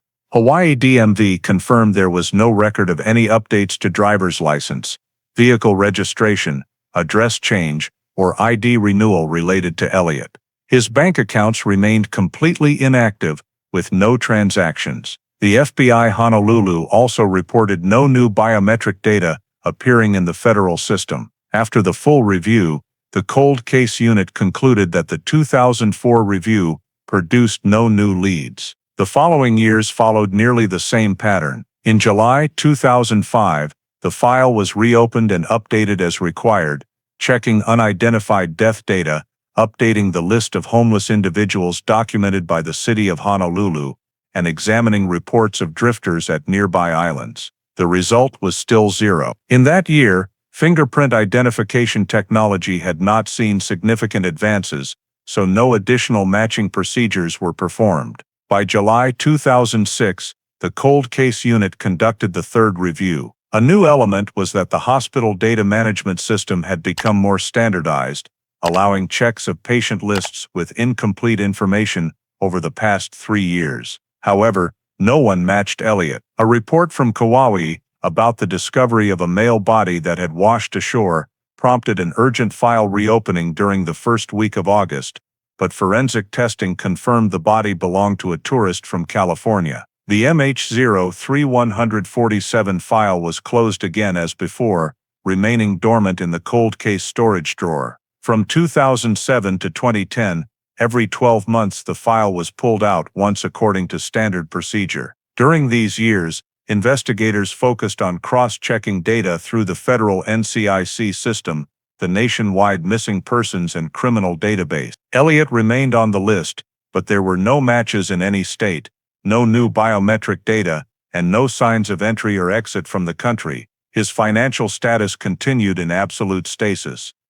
No new credit cards were activated, no loans, no bank transactions, and no new tax filings under his name. The 2011 review recorded an additional check, comparing Elliot's file with unidentified DNA data in some older Hawaii cases. But since no DNA sample from Elliot had been stored in the system in 2003, the comparison could not be performed. The family did not provide a reference sample because, at that time, DNA procedures were not yet widely applied to missing persons cases without evidence of foul play. In 2012, the cold case unit introduced an additional new procedure, checking telephone activity. However, mobile data from 2003 was too old and could not be retrieved in detail. Reviews continued in 2013, 2014, and 2015. Each year, investigators noted similar statements: no matching unidentified body reports, no matches from related nearby missing persons cases, no financial activity, no updates from family regarding new information received. Each review was signed off and returned to drawer 27B. During these years, Elliot's file virtually became a textbook example of a static missing persons case, a type of file that did not develop in any direction, with no environmental response, no community information, and no updates from federal or state databases.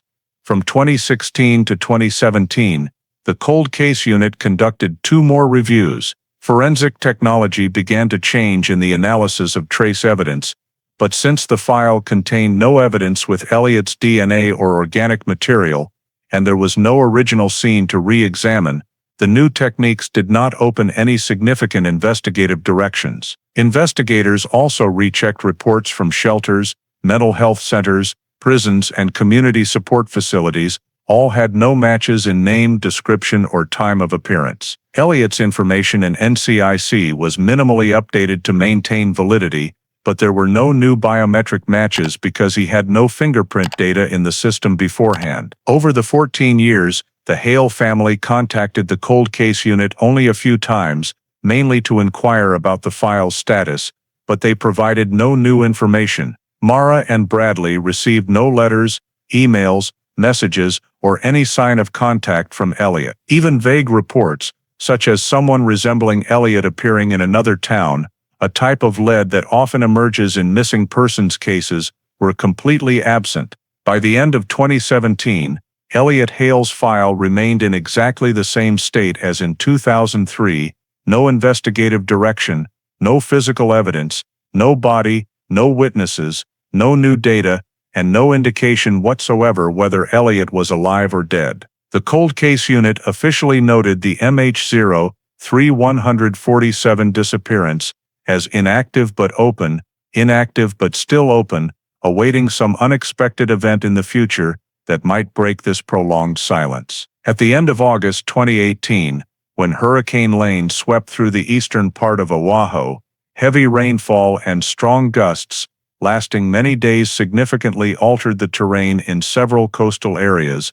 especially the Makapu Cliff area, where the impact of waves and storms is always severe. After the storm passed, a group of 3 hikers, all Honolulu residents, decided to walk along the Makapu Lookout Trail to observe the post-storm changes and check areas prone to rockfalls or minor landslides. While moving along the path near the cliff edge, one of the 3 spotted a small metallic object reflecting sunlight in a narrow crevice deep within an eroded basalt ridge. The object appeared to be a wristwatch, caught on a sharp rock edge and covered with a fine layer of sand mixed with red soil, washed down by rainwater. Because the position was quite dangerous, the discoverer used a hiking pole to gently dislodge the object from the crevice. Upon closer inspection, the group realized it was a silver stainless steel watch strap model, heavily scratched in several places but with the face still intact. Recognizing that this could be a long-lost item possibly related to a previous missing persons case,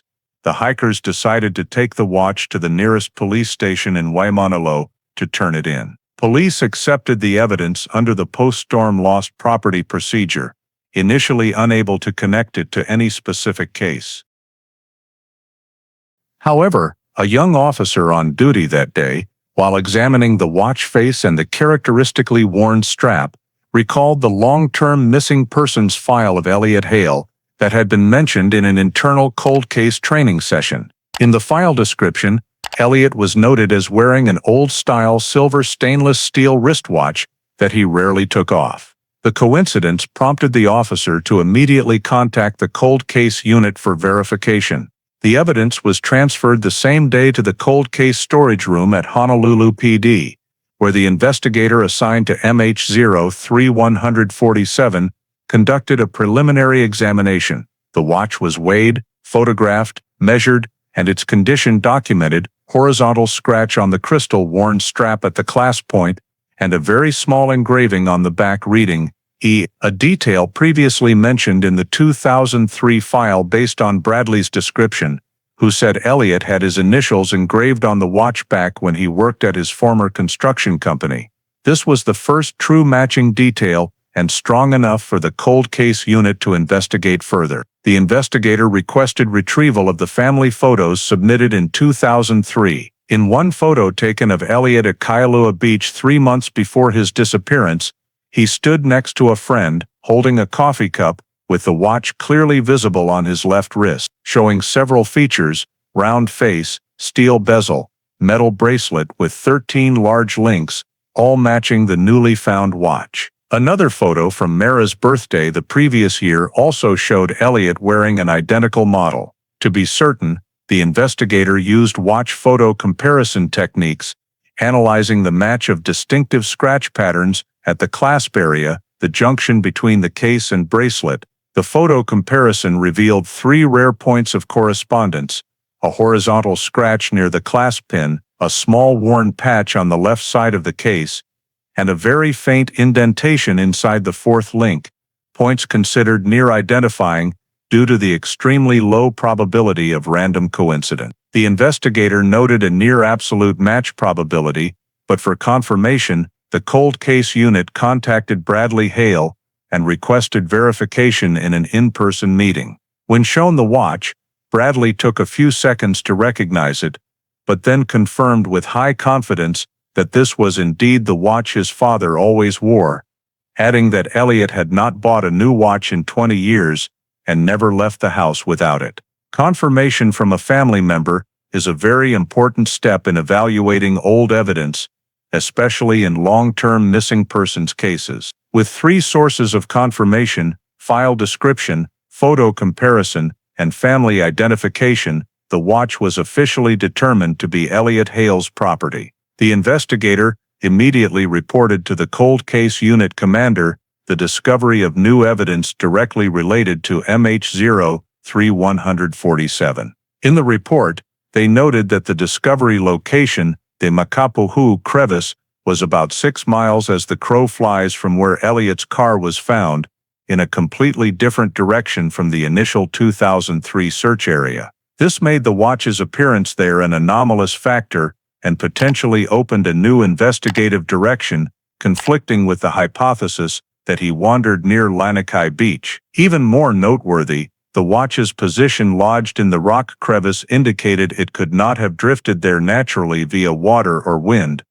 Makapu'u's terrain consists of sheer cliffs, with no adjacent sandy beach, and no currents capable of carrying a heavy object up into a high crevice. This increased the likelihood that the watch fell directly from the position of the person wearing it or while moving through the area. The evidence report was completed the same day, and the cold case unit held an emergency meeting that afternoon to assess the impact of the new evidence. In the meeting, the unit commander emphasized that discovering a missing person's personal property after 15 years at a location entirely outside all original search zones was a sufficiently strong factor to change the file's status. The investigators agreed that MH03147 no longer fit the inactive but open classification, a hard piece of evidence, potentially directly related to the time of disappearance, had emerged and opened a new terrain check direction. This fully met the criteria to reactivate the file per HPD and cold case unit regulations.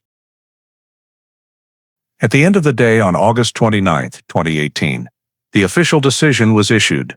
Elliot Hale's file was reactivated, moving from passive storage status to active investigation. All old documents were reopened. The new evidence was entered into the system, and a dedicated investigative team was assigned to re-examine the entire 2003 phase under the new perspective provided by the watch. The disappearance case, long thought buried in silence for 15 years, suddenly gained its first glimmer of light, and the only piece to break the prolonged stillness from 2003 to 2018. After the MH03147 file was officially reactivated by the cold case unit at the end of August 2018. Thanks to the discovery of Elliot's watch at Makapu'u, the investigative team urgently began a comprehensive re-review of all data collected in 2003, this time under 2018 analysis standards, with more modern technology and a more systematic approach. The first task was to assemble all old evidence and related documents from cold case storage, paper file folders, statements from Mara and Bradley, Lanikai, Kailua search area maps, Offshore sonar reports, trail and acacia forest verification notes, photos of the scene where Elliot's car was found, interior car photos, Hale residence survey reports, financial transaction cross-check data, 2003 camera-related information, and the complete table summarizing statement inconsistencies. These documents had been stored piecemeal according to each investigative phase, so the cold case team reorganized them into logical groups: physical evidence group, witness data group, movement data group, natural scene analysis group, and family psychological context evaluation group. All were additionally digitized and uploaded to the modern case management system, allowing investigators to view photos, notes, and timelines side by side on the same screen. A capability not available in 2003. After completing collection and organization, the next critical step was creating a new timeline according to 2018 standards. Unlike the fragmented 2003 timeline, mainly based on statements and manual notes, the new timeline was built minute by minute, divided into 2 layers, 1 times confirmed by objective data, such as card transactions, carrier data, camera images, and 2 times based on statements of varying reliability. The team started from the last certain milestone. Elliot purchased dinner at the grocery store at 17:20 on June 11, 2003. This was the final point with electronic confirmation. Next, the timeline recorded milestones based on Mara and Bradley's statements about the night of June 11.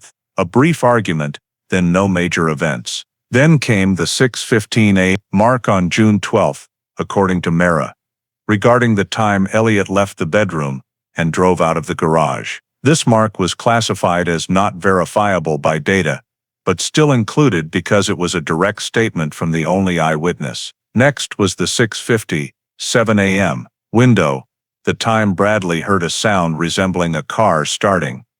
This was marked low reliability because Bradley was half asleep and could not precisely identify the sound. The timeline also recorded Mara's first contact at 14:07, Bradley's call at 16:31, and Elliot's phone going offline from early afternoon, confirmed by carrier data. More importantly, the new timeline included geographic data, the location where Elliot's car was found at Lanikai Beach parking lot, marked as the physical evidence appearance point, indicating Elliot or someone else used the vehicle on the morning of the disappearance. The timeline concluded with the discovery of the watch at Makapu in August 2018.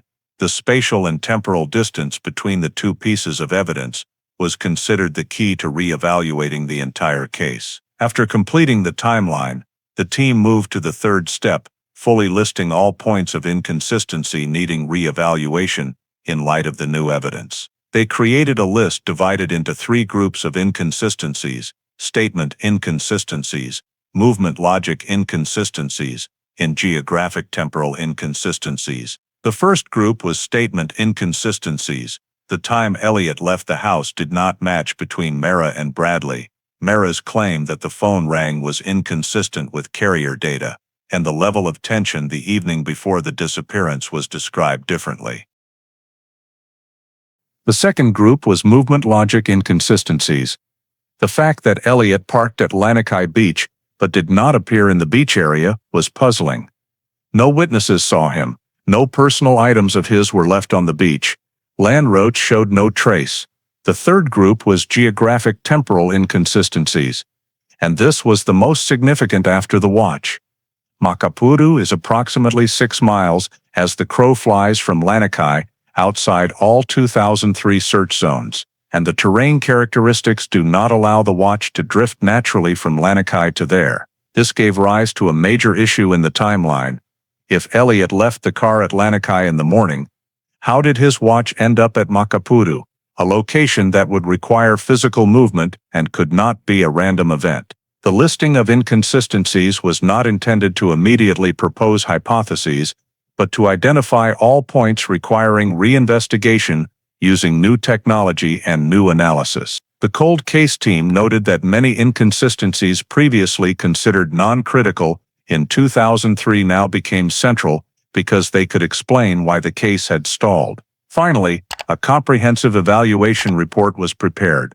All 2003 data had been restructured into a timeline, inconsistencies grouped, evidence reorganized. The MH03147 file officially entered the reinvestigation phase with the objective of clarifying the connecting point between Elliot leaving the house, the car parked at Lanikai, and the watch appearing at Makaputu, 3 anchor points forming the largest fracture line in the entire 15-year disappearance case. Reactivating the MH03147 case file means the cold case unit can now utilize the full range of modern forensic technology available in 2018.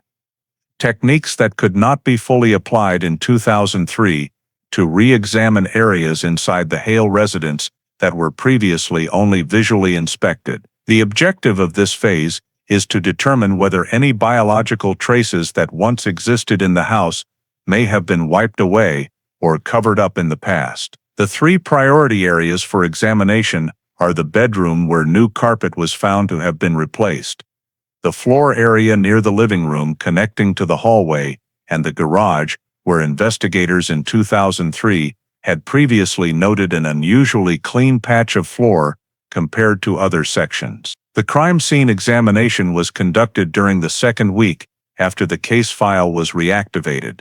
The forensic team brought luminol and Blue Star, 2 reagents capable of revealing blood traces even after cleaning or at microscopic levels. Unlike in 2003, the newer generation of Blue Star produces a stronger, more persistent glow and is much less prone to interference from common household cleaning chemicals, resulting in signals that are many times more sensitive. The first area examined was the bedroom of Elliot and Mara, where the carpet had been replaced around the time close to Elliot's disappearance. Since the old carpet had been discarded 15 years earlier and no physical evidence remained for analysis, the forensic team focused on the wooden subfloor beneath the new carpet, a surface that often retains traces even when the top layer has been changed. After carefully lifting a portion of the carpet in an area that would cause minimal damage, they sprayed Blue Star over an area of approximately 1.2 square meters in the center of the room and beside the bed. Within seconds, a faint streaked glow began to appear on the floor near the foot of the bed, extending about 40–45 centimeters in length.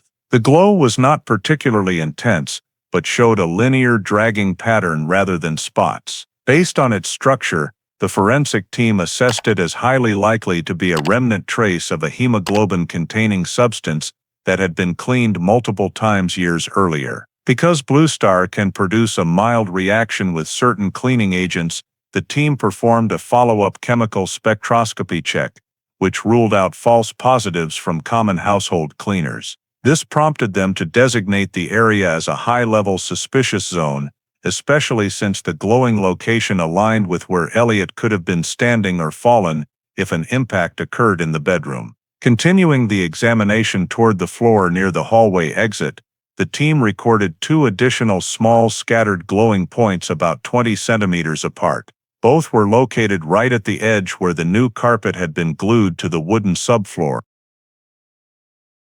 The presence of 3 consecutive glowing areas formed a short trajectory from beside the bed toward the door, a detail specifically noted because it suggested possible fluid movement from point A to point B, a pattern commonly seen in drip or drag marks.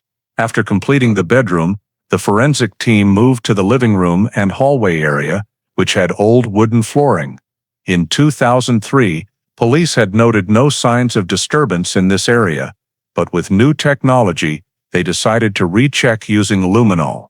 When the lights were fully turned off and luminol was applied as a fine mist, 2 very faint glowing points appeared on the floor near the hallway threshold. Not strong enough for immediate conclusions, but noteworthy because they lay on the same axis as the 3 glowing areas in the bedroom.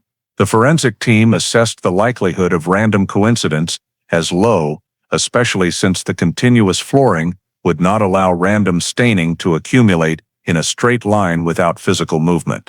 Nevertheless, due to the extreme weakness of the glow in the living room, Likely due to 15 years of passage or repeated cleaning, the team noted it as low-level trace, requiring confirmation with additional micro-sample analysis if any residue remains. The most critical inspection of the day was the garage, where in 2003 police had noted an unusually clean patch of floor. The forensic team focused on the area approximately 1.5 meters from the garage door, where the color difference in the floor was most noticeable. Blue star was applied in a grid pattern to avoid missing small spots. This time, the reaction was very clear. A large, asymmetrical area about 60–70 centimeters wide glowed intensely and spread in a pooling pattern rather than streaks. The intensity was significantly higher than in the bedroom, suggesting a potentially larger initial volume of hemoglobin or a surface less affected by cleaning chemicals. In their notes, the team described this area as a wide pooling stain with blurred edges, indicating that liquid may have pooled before being wiped away with water. When checking along the wall edges of the garage, they also found 2 additional thin, scattered glowing streaks about 10–12 centimeters long, consistent with lighter spatter marks. The strong blue star reaction on the garage floor raised a key question: why had this area been so thoroughly scrubbed, as clearly observed by police in 2003, when the household never mentioned it?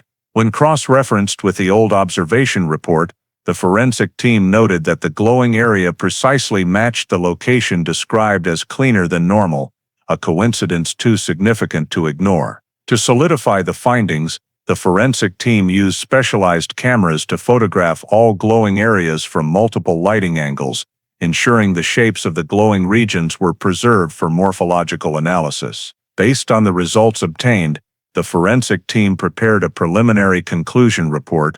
1. The bedroom shows 3 glowing areas suspected to be traces of a hemoglobin-containing substance, forming a movement trajectory from beside the bed toward the hallway exit. The living room has 2 weak glowing points lying on the same straight line as the bedroom traces, suggesting a faint extended drag mark that has faded over time. 3. The garage shows a strong pooling-type glow in an area previously suspected in 2003 of having been cleaned, highly likely indicating the prior presence of a significantly larger volume of liquid than in the bedroom. 4.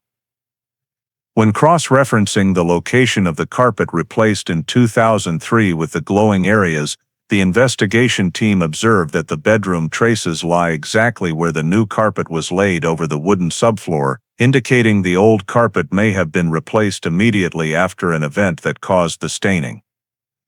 From all the above points, the forensic team issued the expert assessment. The revealed patterns are consistent with old blood traces that have been cleaned. The samples are insufficient for DNA analysis due to time and degradation, but the morphology and distribution of the traces suggest the strong possibility that an injury-causing act or bloodshedding event occurred inside the Hale residence. This finding does not immediately establish criminal activity, but it creates a far more solid basis for suspicion than existed in 2003. Elliot may have been injured inside the house, rather than after leaving the garage as initially claimed. This assessment was entered into the case file as one of the most significant discoveries since the case was reactivated.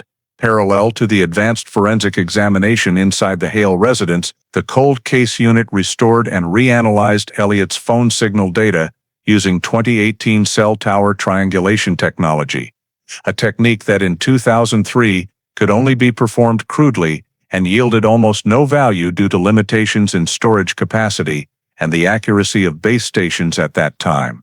With assistance from the network engineering department of the mobile service provider, the investigation team retrieved historical cell site pattern data, a type of map identifying the last base station Elliot's device connected to before powering off, based on surviving physical BTS data in the core system. Although detailed per-session logs from 2003 no longer existed, the metadata of the final login session was still preserved in cold storage. This was data that could not be exploited in 2003, but in 2018, advanced signal reflection analysis and cell tower identifier techniques allowed the team to partially reconstruct Elliot's phone signal path on the morning he disappeared. Initially, technicians confirmed that Elliot's device was indeed powered on and connected to the network on the morning of June 12, consistent with the family's statement that he took the phone when leaving the house. However, cell ID data showed the device connected to a tower in the Kailua Heights area, a tower closer to the Hale residence than the towers serving Lanikai Beach. This was a critical finding because if Elliot had truly driven to Lanikai immediately after leaving the garage, his phone would almost certainly have switched to the Lanikai Sector 03 or Lanikai Sector 04 coverage within minutes of movement. Yet in the recovered data, there was no record of any tower switch to the Lanikai area, even within the 10-15 minutes after the time Mara claimed Elliot left the house. Technicians further analyzed the sector direction of the Kailua Heights Tower. The sector to which Elliot's phone connected covered the direction toward the Hale residence, not toward the ocean.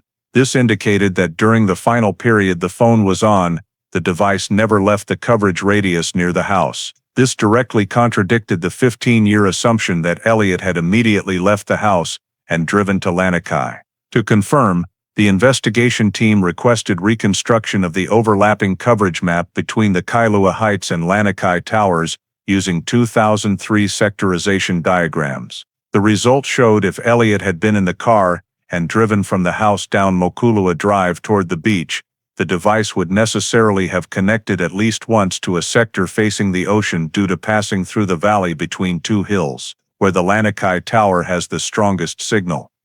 No such record existed. The second step of the 2018 cell tower analysis was to determine the time the phone was powered off. Data showed the final connection session ended sometime between 7:32 and 7:47 a.m., a broad window but sufficient to establish that the phone was turned off much earlier than the family described.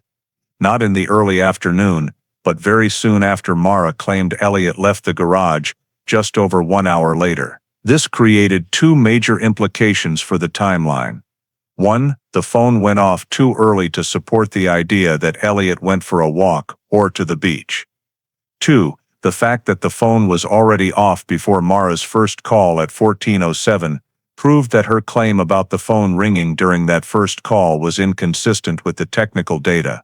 The investigation team entered this into the contradictions table at the level of verified technical contradiction, distinct from ordinary memory-based contradictions. The third step of the 2018 cell tower analysis was to evaluate the possibility that Elliot deliberately turned off the phone.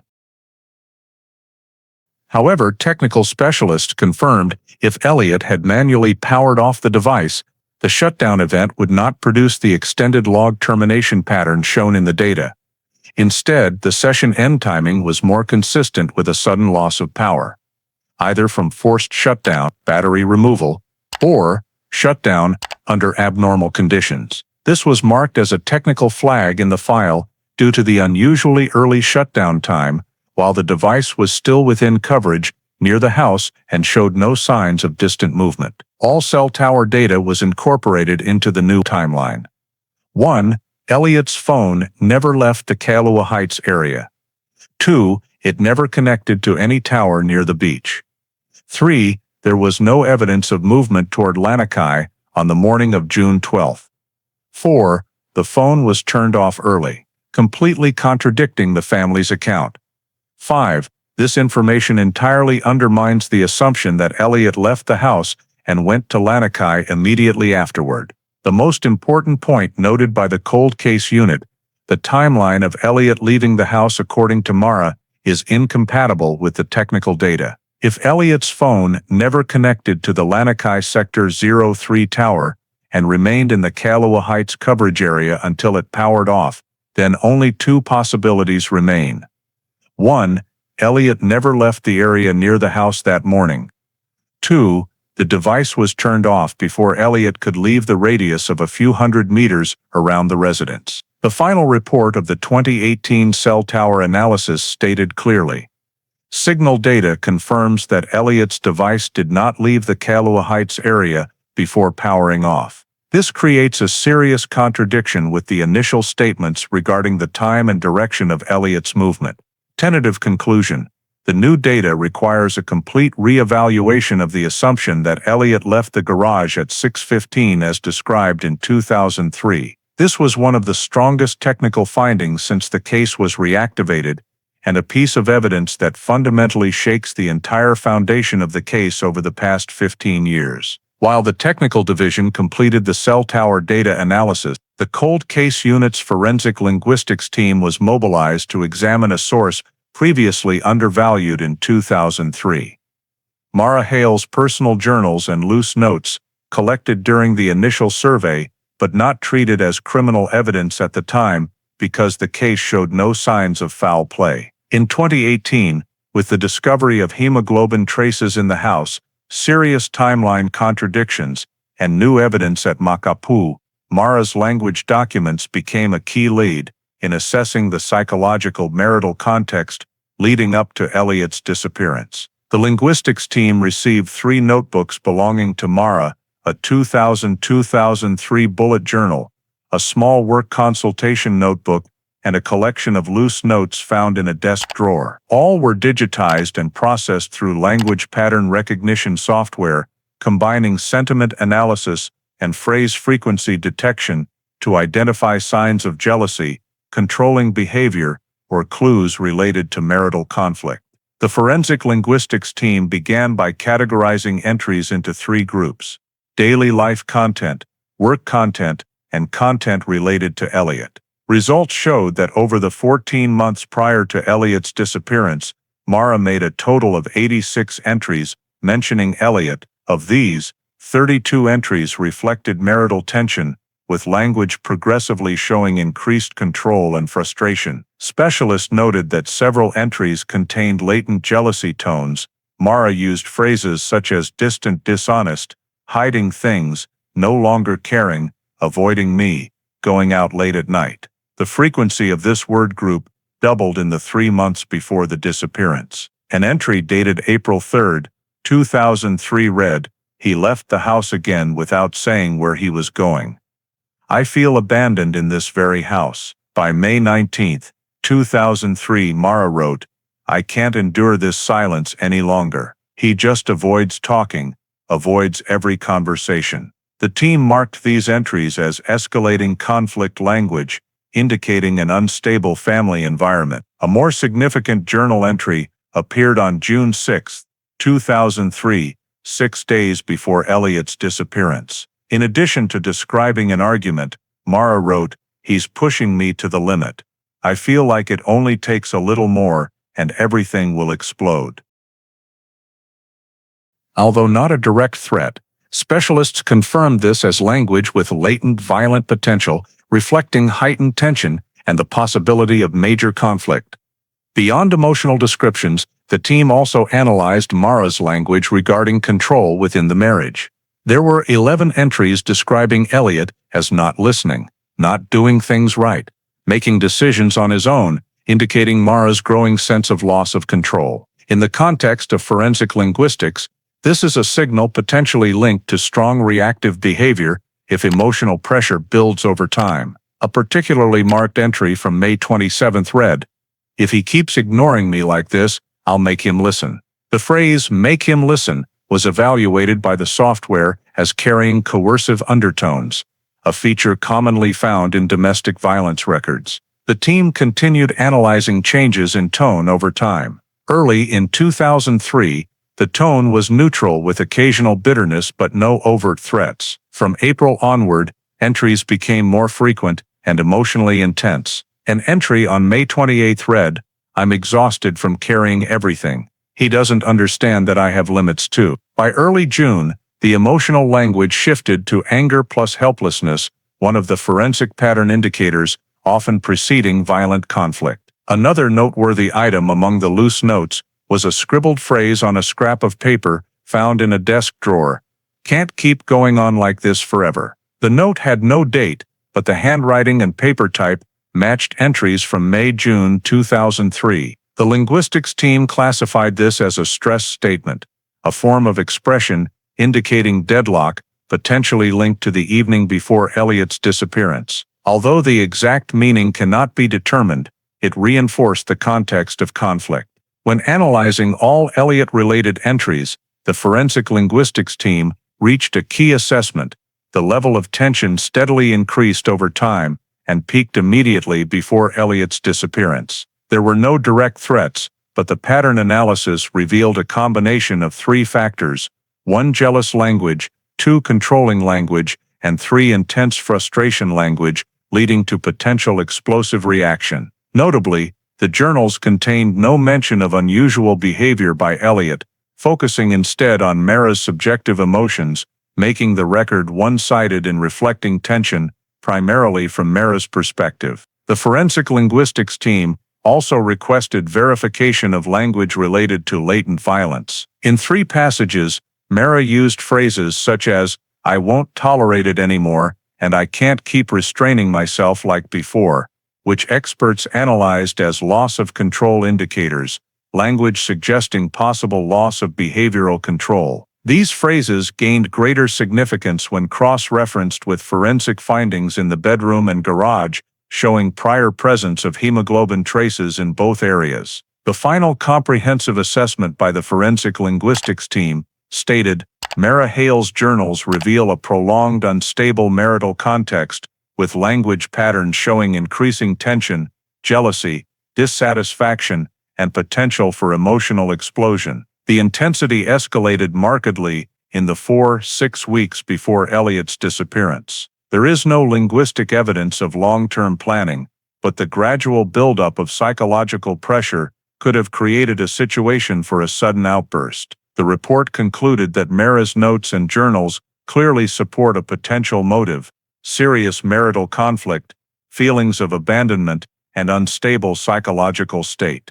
These findings do not establish criminal guilt, but form an important component in re-evaluating Mara's behavior on the morning of Elliot's disappearance, especially when considered alongside the new forensic and cell tower evidence. Right after the advanced forensic results and linguistic analysis from Mara's journal revealed several noteworthy points, the cold case unit continued to expand the list of individuals requiring re-interview, particularly the neighbors living around the Hale residence in 2003.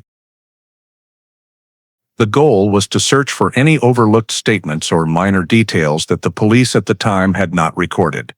Since the disappearance occurred in the early morning, and the night before could have left sounds, lights, or movements that residents might have casually heard or seen, but considered too insignificant to report. During the review of the former residents list in the Alapapa Drive area, investigators discovered a name that had never been interviewed before: Mrs. Harriet Kanoa, 78 years old, who lived in the house directly behind and across from the Hale residence, but in 2003, she was undergoing eye treatment and frequently stayed indoors with little social interaction. Therefore, the police at that time did not approach her, and she herself did not proactively contact them to provide information. In 2018, when contacted, Mrs. Harriet was living in a nursing home near Kailua, still in good health with a clear memory. When investigators asked if she had ever heard or seen anything unusual on the evening before Elliot disappeared, or on the morning of the disappearance, her reaction indicated that she had recalled a few things but thought they were not her business, so she never mentioned them. After being explained that any sound related to that time period could be important, she began to recount details. On the night of June 11th, around just before 11 p.m., she heard a minor argument coming from the direction of the Hale house. She could not make out the content, but the woman's voice was higher-pitched, while the man's voice was low and intermittent. This detail was consistent with the initial statements about marital conflict, but was not new. However, the crucial information emerged when investigators asked about the following morning. Mrs. Harriet said she woke up earlier than usual, around 6:30 a.m., because it was quite hot that day, and while opening the back door to let in air, she heard a loud sound, which she described as like something heavy dropping onto a wooden or hard floor, followed by a distinct but light dragging sound that lasted several seconds. The sound was not as loud as furniture being forcefully shoved, but it was clear enough to make her pause because she had never heard a similar sound from the Hale house before. She said the sound came from the side of the Hale house adjacent to the garage or bedroom.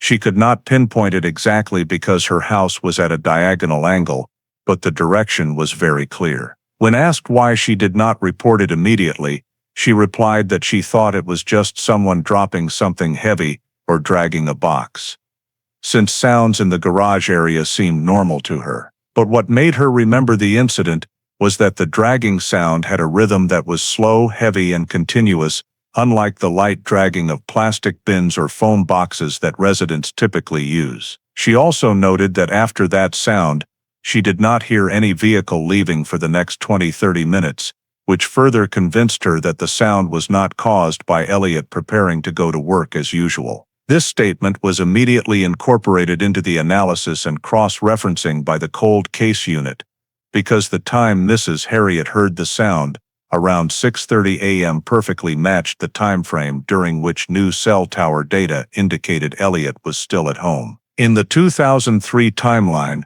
Mara's statement that Elliot left the house at 6:15 was considered a key marker. However, with cell tower data proving that Elliot's phone remained in the Kailua Heights area until 7:30 and did not connect toward Lanikai, Mrs. Harriet's statement became a crucial piece, confirming that Elliot may never have left the house at the time Mara described. The investigative team added Harriet's statement to the timeline, 6:30 as sound of heavy object, falling 6:31, 6:33, dragging sound. This match became even more significant when compared with the forensic results.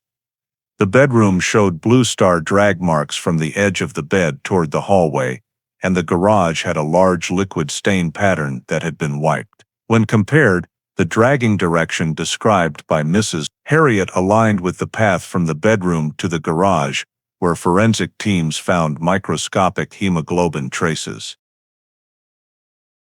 Although the exact nature of the sound could not yet be concluded, the investigative team determined that Harriet's statement was the strongest among new witnesses to emerge after 15 years because it directly supplemented the chain of technical and forensic data. Mrs. Harriet also provided one additional small detail. Around 7 a.m., she heard a car door being opened from the Hale house, but did not hear the engine start. She thought the door might have been opened and closed without the vehicle going anywhere. In the new timeline, this detail was noted as a suspicious behavior point because it was compatible with the possibility that someone manipulated the vehicle without leaving the property. After the interview, investigators noted that Harriet's statement had high reliability. She had no personal relationship with the Hale family, no motive to provide false information, and her memory of time-specific events, including sunrise timing and the moment she opened the door, was very detailed and consistent. Specialists also assessed that the sounds she described were consistent with several types of strong impacts between a human body and a hard surface, or a heavy object being dragged. The evaluation results were entered into the expanded 2018 timeline, heavy object falling and dragging sounds at 6:30, confirming the presence of unusual activity inside the Hale residence at the time Elliot was presumed to have already left. The investigative team concluded that Harriet's statement was not merely new information, but a key element linking three data chains: indoor forensics, cell tower analysis, and behavioral timeline. This marked the first time in 15 years that case file MH03147 had a witness directly describing abnormal sounds during the precise time-space window when Elliot was determined to still be in the vicinity of his home. Immediately after Mrs. Harriet Kanoa's new statement was verified and incorporated into the timeline, the cold case unit requested a second search of the Hale residence, this time with an expanded search warrant, allowing comprehensive inspection of the interior and exterior of the property, including the trunk, undercarriage, garage walls, storage cabinets, and any items potentially related to evidence concealment.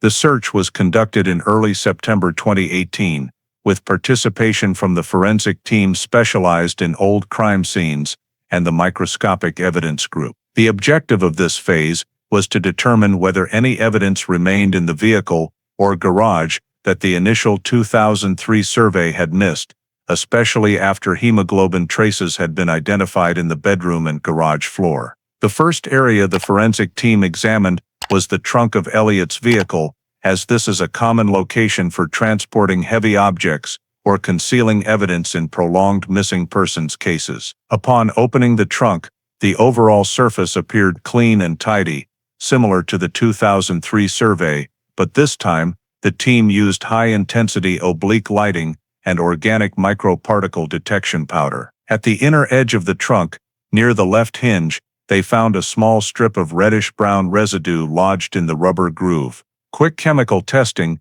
showed the residue was not blood, but a mixture of soil and rock fragments containing basalt minerals, a common rock type in the Makapu'u area. Since the vehicle had been found at Lanikai Beach rather than Makapu'u, the presence of basalt residue in this hard-to-reach natural position was evaluated as anomalous. The team collected samples for detailed mineral analysis. Next, the team examined the vehicle's undercarriage. In 2003, the undercarriage inspection had been cursory. In 2018, the forensic team used probe cameras and micro-sampling tools. On the front crossmember of the undercarriage, they found 3 small clusters of gray-black soil and rock, with a coarser grain structure than Lanikai sand. When vacuumed and examined under field microscope, they recorded angular basalt rock fragments consistent with those in the Makapu'u cliff area, where hikers had previously found Elliot's watch. Although the exact time the rock adhered to the undercarriage could not be determined,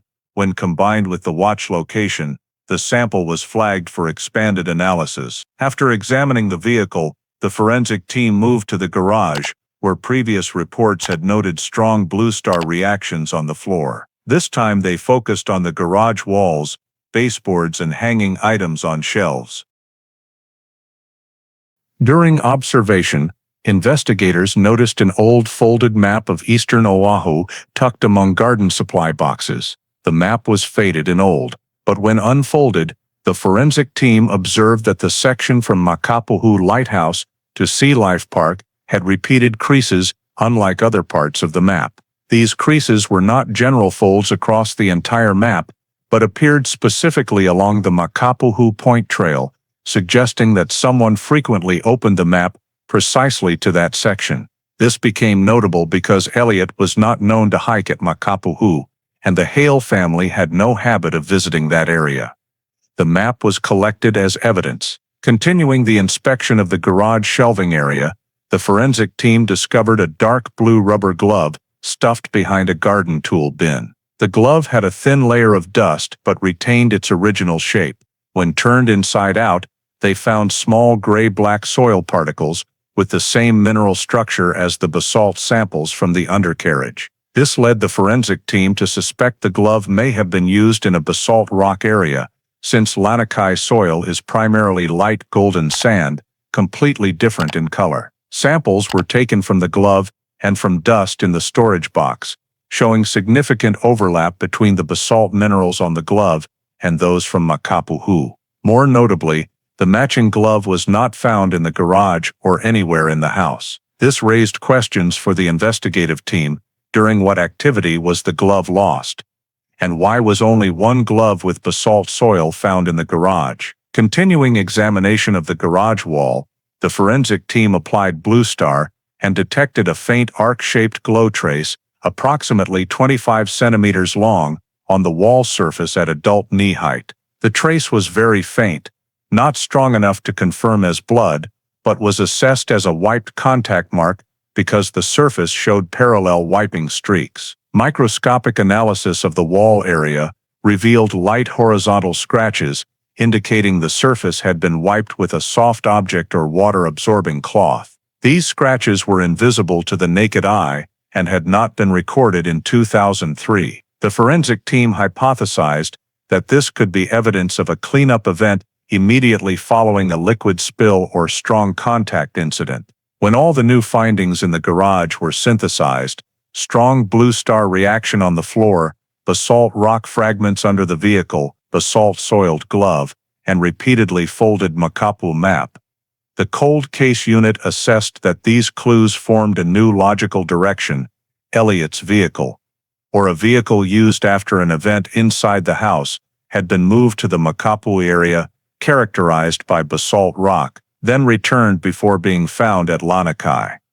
The presence of basalt soil in the trunk and undercarriage reinforced suspicion that a heavy object, possibly a body, had been transported or moved in relation to the Makapu'u area, with its steep terrain and deep cliffs. The map with repeated folds specifically at the Makapu'u section further strengthened this possibility, as no one had reason to repeatedly consult a map of an area the family rarely visited unless for a specific purpose. Finally, the basalt-soiled glove became the strongest piece of evidence in the garage, suggesting handling of heavy objects, close contact with rock, or dragging maneuvers at Makapu'u. All these details were recorded in Forensic Report #2, concluding that evidence recovered from the garage indicates a high likelihood of movement of a heavy object from inside the residence to the vehicle, along with the presence of characteristic Makapu'u basalt mineral. The nature of the evidence establishes reasonable suspicion of body disposal at the cliff area. This became the foundation for the next investigative phase and opened the most serious hypothesis in the entire case since Elliot's disappearance. The arrest warrant for Mara Hale was issued immediately after the Cold Case Unit completed Forensic Report #2 and determined that the new garage evidence was sufficiently strong to move the case from suspicion to formal criminal investigation. The warrant was signed on the morning of September 21, 2018, by a Honolulu district judge based on probable cause that Mara was directly involved in the disappearance, and very likely the death of Elliot Hale. When the task force arrived at the house, Mara did not resist, but her demeanor was completely different from 2003. She did not ask why, did not immediately request a lawyer, only remained silent, with tense eyes and a slightly trembling voice as she was handcuffed and led out the front door. Bradley witnessed the entire scene and appeared confused but did not intervene. Police immediately separated him from his mother to ensure proper procedure. Mara was transported directly to the Honolulu PD interrogation room, where the Cold Case Unit team had prepared a new timeline extending from the night of June 11, 2003, to the discovery of the watch in 2018, along with all evidence: the Makapu'u map, basalt-soiled glove, undercarriage rock samples, reanalyzed cell tower data, garage wipe marks, and the new witness statement from Harriet Kanoa. The interrogation began at 10:32 a.m., starting with Miranda rights. Mara agreed to answer without an attorney, which the investigative team assessed as a sign of initial confidence or complacency, believing that a file over 15 years old could not harm her. The team began with neutral questions, repeating basic elements from her 2003 statement: time of sleep, time she heard Elliot leave, reason for not calling back after losing contact, and events inside the house from that evening until reporting to police. Mara answered calmly, almost reciting the old story by heart. But when investigators asked her to describe minute by minute what happened between 22:30 and 23:15 on June 11th, she began to show more hesitation, pausing and correcting details, compared to her 2003 statement to match her memory. Investigators did not immediately challenge her, but noted it. Then moved to the new timeline. We have cell tower data showing Elliot's phone was powered off near the house around 22:49, at least 30 minutes before the time you stated he left. Mara froze for a few seconds, then replied that she might have misremembered the time because it happened so long ago. Investigators did not comment, but showed the image of the Makapu'u map with repeated folds and asked if she had used this map. Mara said it was Elliot's old stuff, but when asked why the folds appeared only in one specific area, she could not explain. The team continued by presenting the rubber glove, along with the analysis results, showing basalt soil matching the Makapu'u cliff area. Mara took the glove, looked at it for a few seconds, then said that's not mine, but could not explain why it was in her garage. Investigators moved to the trunk, basalt soil in the rubber groove. Mara remained silent, staring down at the table. At this point, The team introduced Harriet Kanoa's statement, the dragging sound, heavy object falling, and garage impact sounds around 2240, 2250, aligning with the cell tower time when Elliot's phone was powered off. When confronted, Mara denied, "I didn't hear anything. My house was quiet." Investigators asked again, "You didn't hear anything, but your neighbor did." Mara responded with the excuse that maybe she mistook it for another house. But when asked to accurately describe what Elliot was wearing when he left, since her 2003 statement said he wore a gray shirt, while the last ATM camera photo on the evening of June 11th showed him in a navy shirt, Mara became confused, changing her answer 3 times. The inconsistencies in her statement became clearer when investigators asked, if Elliot left in the car, why was the driver's seat adjusted to a position much closer than his height would require? Mara could not answer, only saying, "I don't know. Maybe someone else used the car." Investigators immediately asked, Who else had the car keys besides you and Elliot?" Mara was silent, then said softly, "I don't remember." The interrogation reached its most intense phase when investigators presented photos comparing the old carpet and the new carpet. The carpet was replaced just 2 days after Elliot disappeared, which had not been previously questioned because the family described it at the time as minor home improvement. When asked why the carpet was replaced, Mara said the old one was dirty and I wanted to change it. But when investigators pointed out the clear Blue Star wipe marks beneath where the old carpet had been, Mara evaded, saying maybe from spilled wine. Investigators then asked, "What kind of wine spill requires wiping on the concrete garage floor too?" Mara began to lose composure, speaking quickly and repeating, "I don't know, I didn't do anything." The team continued by presenting vehicle movement data based on reanalyzed 2003 imagery. The car was found at Lanikai, yet the undercarriage had Makapu basalt soil, at least 30 minutes drive away from Lanikai. When asked why the car contained soil from Makapu Bo, Mara said, "I never drove that car." Investigators countered with garage shoe print data. There were no Lanikai sand traces, but basalt rock was on the undercarriage. Mara looked down, hands trembling, repeating, "I don't know anything about Makapu Bo, I never went there." The team concluded with the final question, Mara, Elliot never left the house that night. Cell signals, new witness statement, new carpet, wipe marks, glove, map, basalt soil, everything happened inside this house, and you were the only one present. Do you want to explain anything else? Mara remained silent for a very long time, lips tightly pressed, then spoke one single sentence in a broken voice.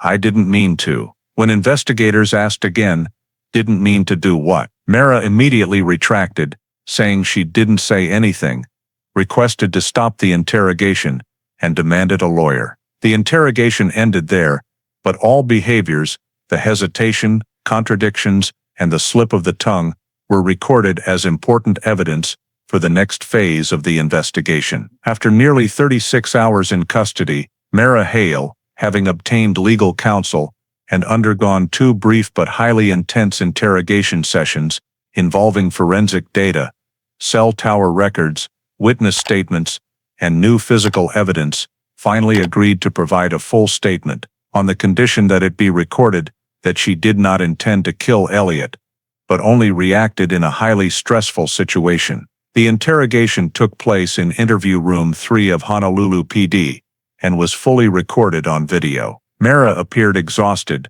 but no longer evasive as before.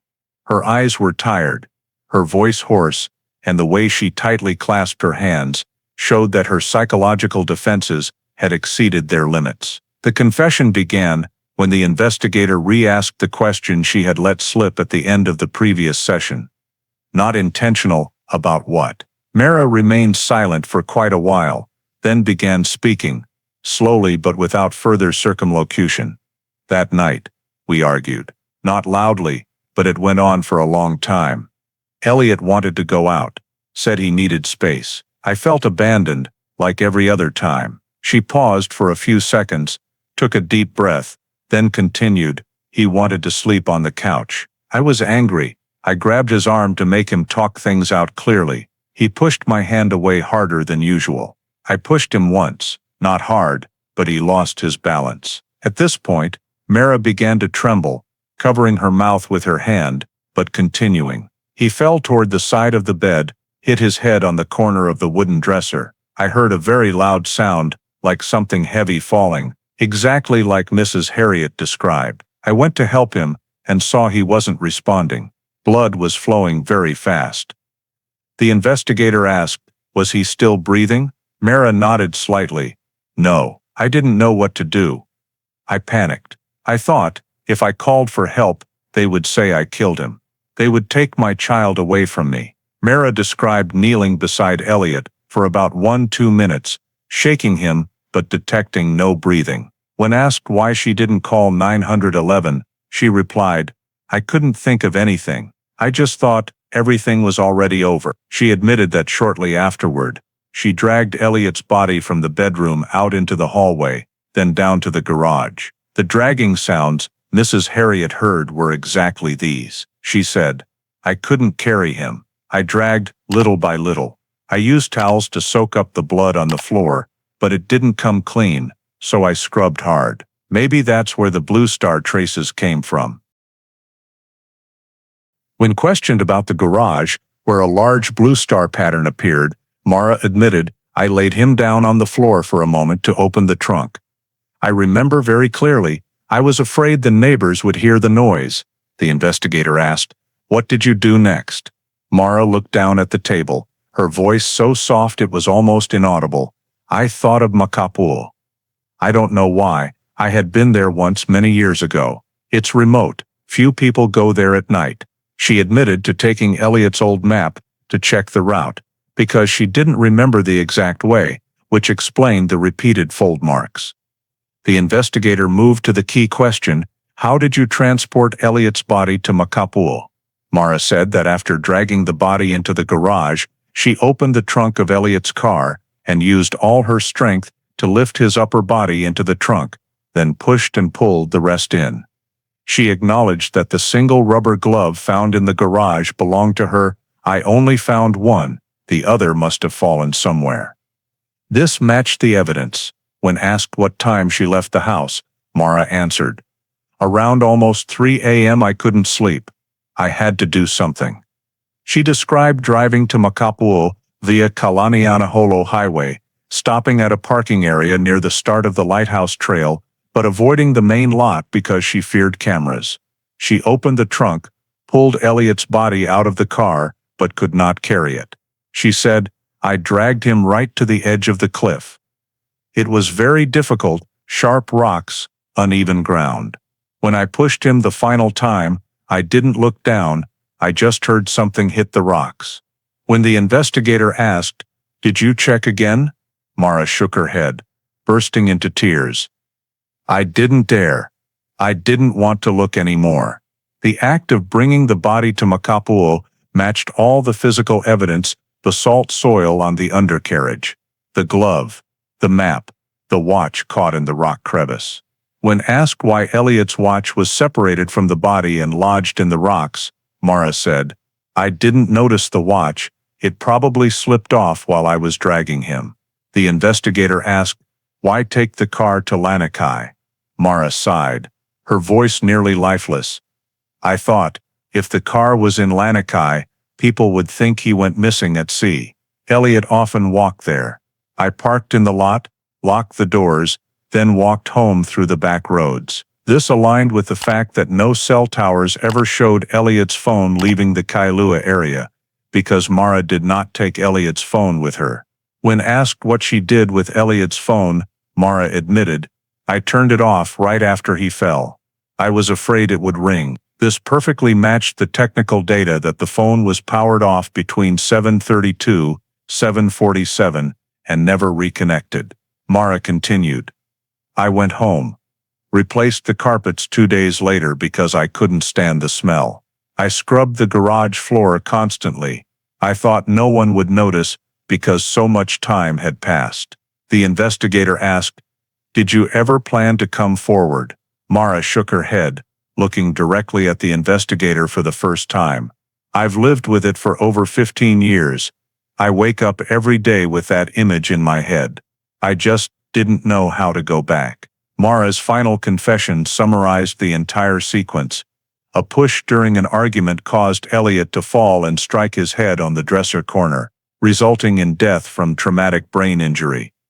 Instead of calling for emergency help or police, she dragged the body to the garage, loaded it into the trunk, drove to Makapu'u, pushed the body off the cliff, then moved the car to Lanikai to stage a disappearance, replaced carpets, and cleaned the scene to conceal the death. When asked to confirm one last time whether the events she described were the truth, Mara nodded, offering no resistance.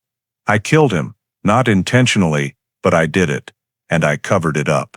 This confession was audio and video recorded and signed into the record in the presence of her attorney. This was the first statement in 15 years acknowledging that Elliot had died and that the death occurred inside the Hale residence.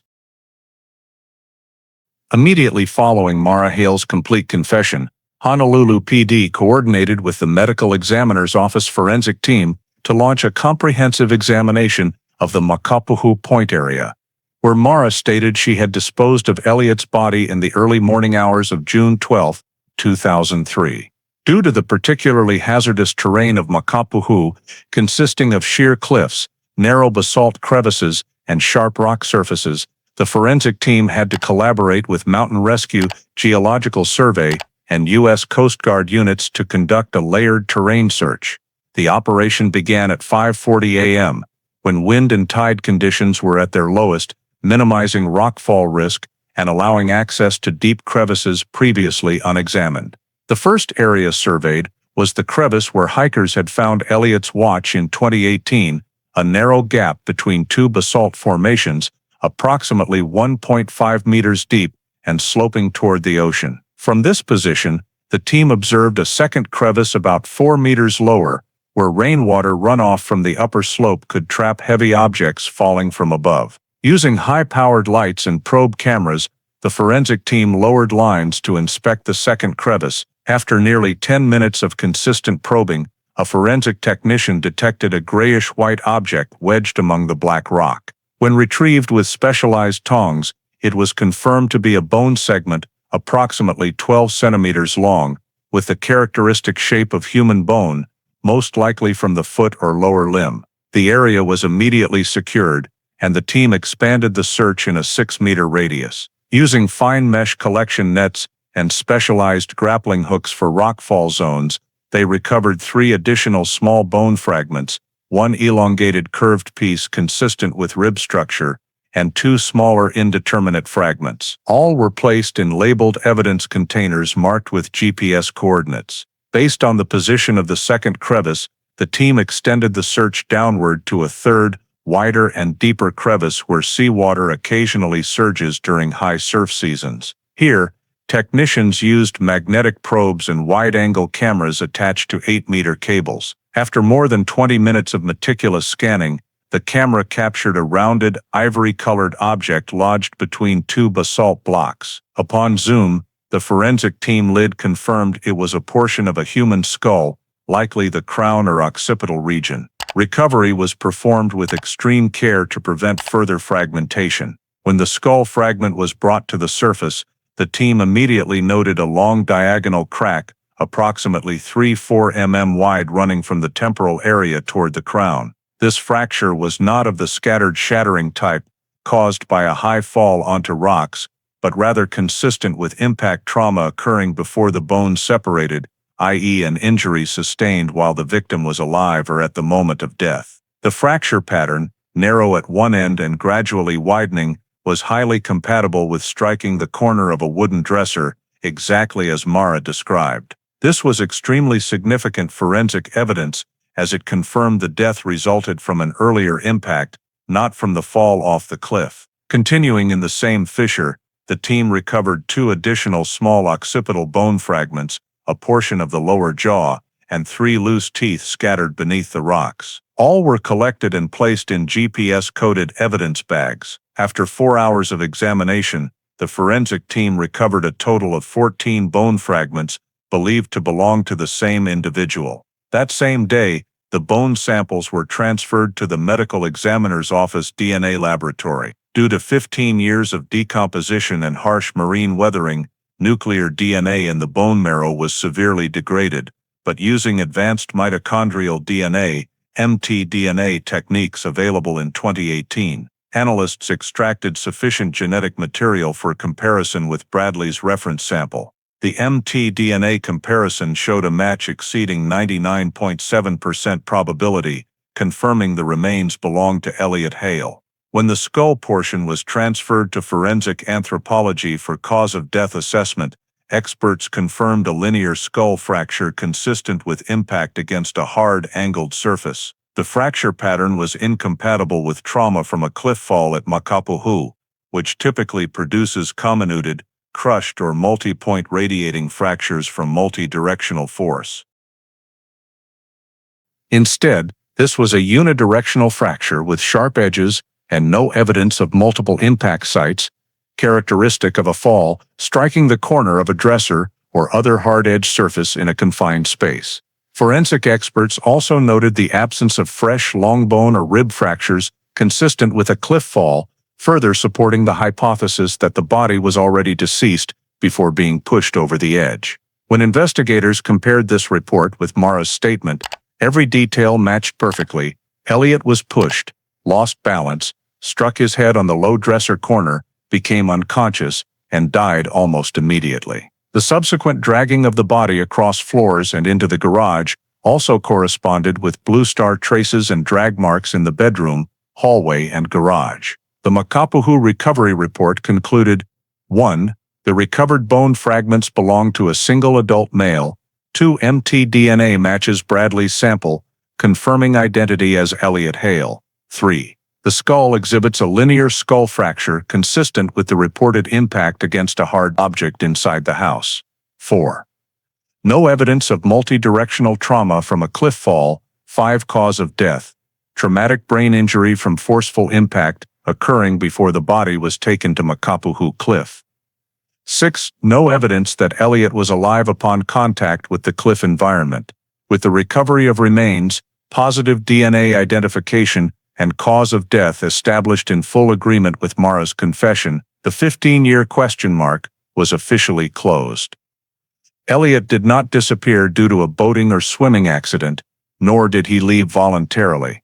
He died inside his own home on the night of June 11, 2003. The disposal at Makapu'u was not only intended to conceal the death, but was deliberately designed to misdirect the entire investigation toward a missing at Lanikai Beach scenario, creating one of the longest cold cases in Kailua, Lanikai history. Immediately after Elliot Hale's remains were recovered at Makapu'u Point, and all forensic data confirmed the cause of death as traumatic brain injury occurring inside the Hale residence, the cold case unit transferred the complete file to the Honolulu prosecutor's office to initiate criminal prosecution proceedings. This stage required comprehensive synthesis: Mara's confession, advanced forensic evidence, cell tower data, new witness statements, the 2018 reconstructed timeline, and all discrepancies in the 2003 statements. Everything was compiled into a nearly 200-page case file, with the core being a minute-by-minute reconstruction from the evening of June 11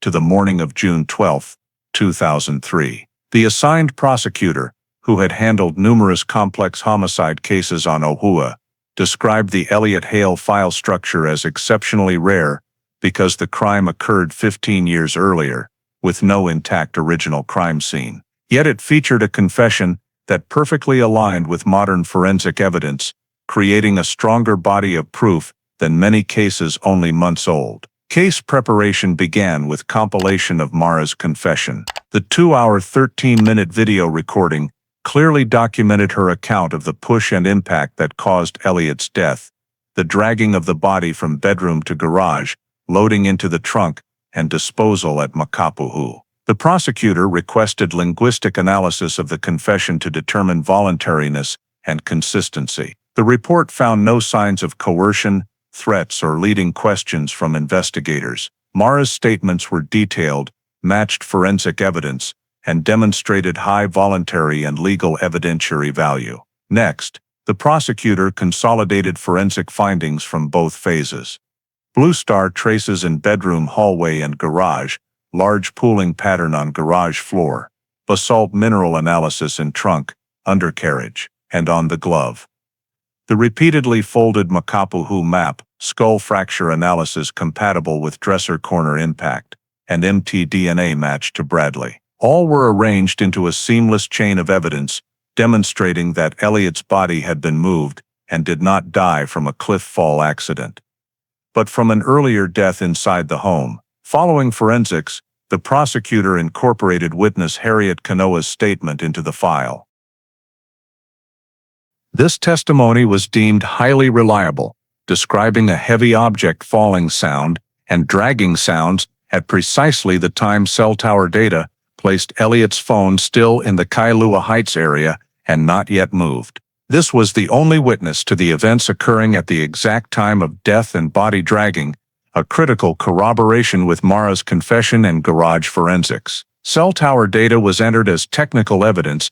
Elliot's phone was powered off near the residence, never left the Kailua area, and never connected to any Lanikai tower, disproving the Elliot drove to the ocean and disappeared theory. The prosecutor emphasized that this data completely destroyed Mara's 2003 alibi and formed a major element in proving staging of a false scene. After synthesizing all data, the prosecutor's office structured the charges. Under Hawaii criminal law, the case was not simply accidental fall resulting in death, because Mara's subsequent actions could not be viewed as mere panic response. The file showed Mara, 1. Failed to call for emergency medical aid, 2. Intentionally cleaned the scene, 3. Moved and disposed of the body, 4. Staged a false scene at Lanikai Beach to misdirect investigation, 5. Lied for 15 years, 6. Actively concealed evidence, 7. Created a misleading timeline. From these actions, the prosecutor reached the following charging conclusions. 1. Murder in the second degree. Under Hawaii law, murder 2 includes causing death through reckless conduct or extreme indifference to human life without intent to kill. Mara's push of Elliot in a highly emotional state, resulting in a fatal fall, followed by failure to seek medical help, and instead choosing to conceal, contained sufficient elements for murder 2. The prosecutor rejected the pure accident argument, as calling 911 might have given Elliot a chance of survival. The failure to seek help demonstrated abandonment, supporting the murder 2 charge. 2. Evidence tampering. Mara intentionally replaced carpets, scrubbed the garage floor, cleaned bloodstains, moved the body, sanitized the bedroom and garage scenes, discarded the glove, cleaned the vehicle, and staged the Lanikai Beach scene. This constitutes one of the most serious tampering patterns ever documented in an Oʻahu cold case file. 3. Abuse of a corpse. Under Hawaii law, dragging, transporting in a trunk, and throwing a body off a Makapu'u cliff constitutes abuse because it altered the body's condition and obstructed determination of cause of death. This is an independent offense from tampering. 4. Obstruction of government operations. Obstruction of investigation. Mara moved the car to Lanikai to create a false scene, gave false statements, concealed information for 15 years, completely derailing the investigation and causing enormous expenditure of manpower, resources, and time. The prosecutor concluded that Mara's conduct could not be characterized as immediate panic actions, but rather as an organized sequence of behaviors lasting many hours during the night of June 11th into the early morning of June 12, 2003, and deliberately maintained for years afterward. A 47-page draft indictment was prepared, fully listing the confession, forensic evidence, cell tower data, witness statements, timeline analysis, Makapu'u physical evidence, and the entire pattern of concealment. The file was presented to the grand jury for formal indictment consideration. With all evidence firmly established,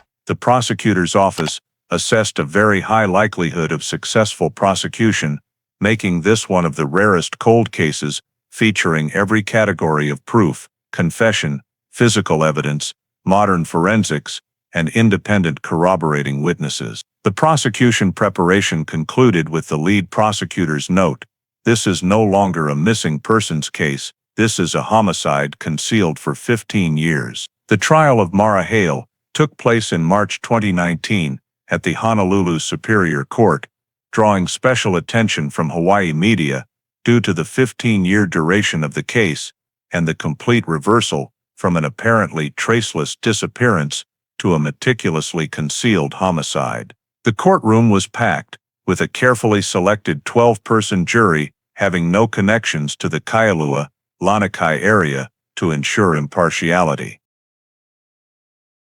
From the very first day of trial, the prosecution presented the case according to a modern investigative structure: forensics, physical evidence, technical analysis, confession, timeline, motive.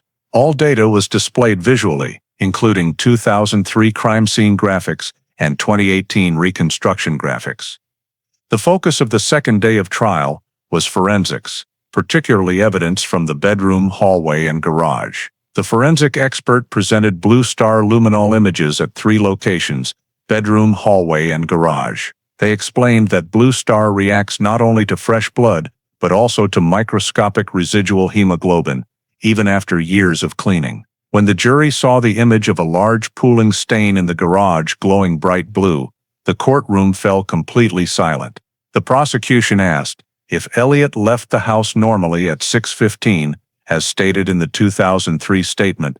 Why was there such a large pooling blood stain in the garage? Mara sat motionless at the defense table, avoiding the images. The second forensic presentation concerned basalt soil samples from the trunk, undercarriage, and rubber gloves. The mineralogist explained that angular basalt rock, showing weathering from sea salt and strong winds, is characteristic of Makaputhu and cannot be confused with Lanikai golden sand or Kailua red soil. When the jury viewed photos of the basalt sample from the trunk, side by side with basalt collected from the cliff where the remains were found, the complete match prompted continuous note-taking by many jurors. Next, the prosecution displayed a map of Oʻahu found in the garage on the screen.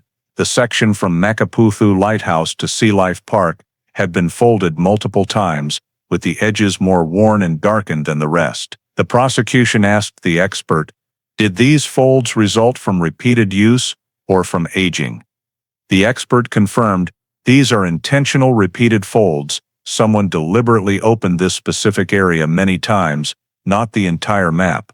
The jury began connecting this to Mara's statement that she used the map to navigate to Makaputhu on the night she disposed of the body. The final forensic presentation covered Elliot's skull and the linear fracture. The forensic pathologist explained that the long fracture running from the temporal region to the top of the head showed characteristics of a pre-drop impact injury, damage occurring when the head struck a hard object before the body fell from height. The fracture had sharp, clean edges with no multi-directional signs, typical of a 50-meter cliff fall.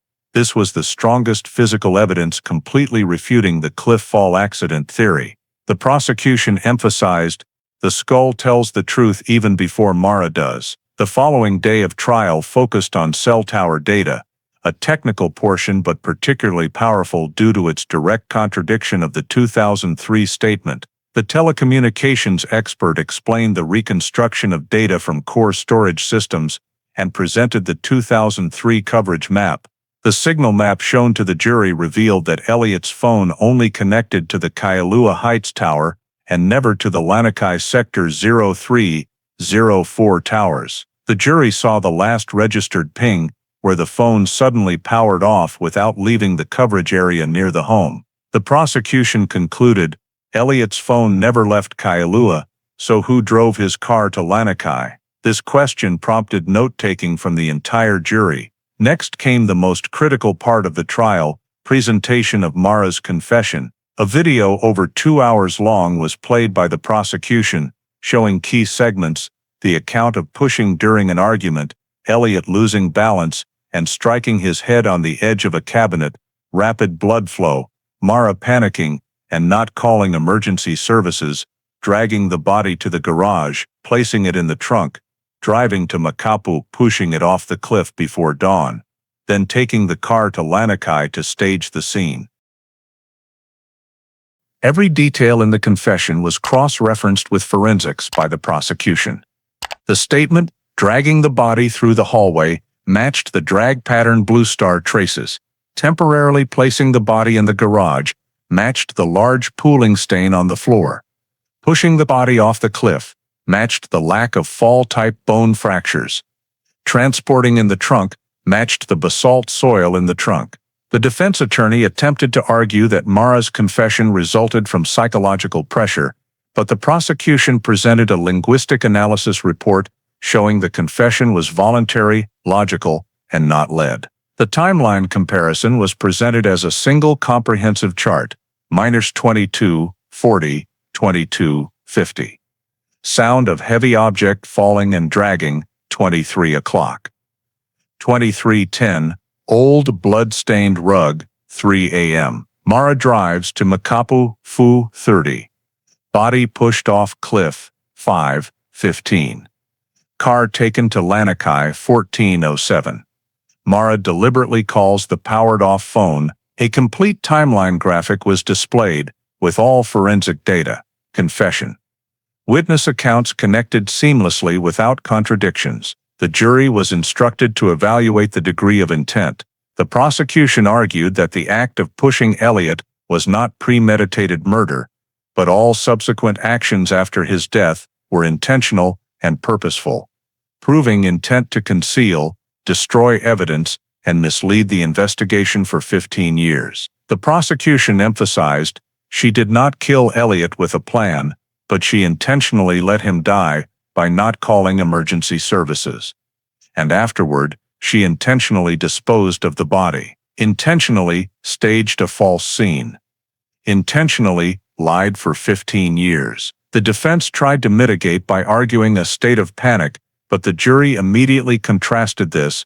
A panicked person could not change rugs, scrub floors, carry a body, use a map for navigation, drive over 20 minutes to Makapu, return to Lanikai to stage the scene, and maintain lies for 15 years. When the jury retired for deliberations, the key elements on the table were jury, complete and logical confession, consistent forensics, matching every detail, cell tower data, completely contradicting the old statement.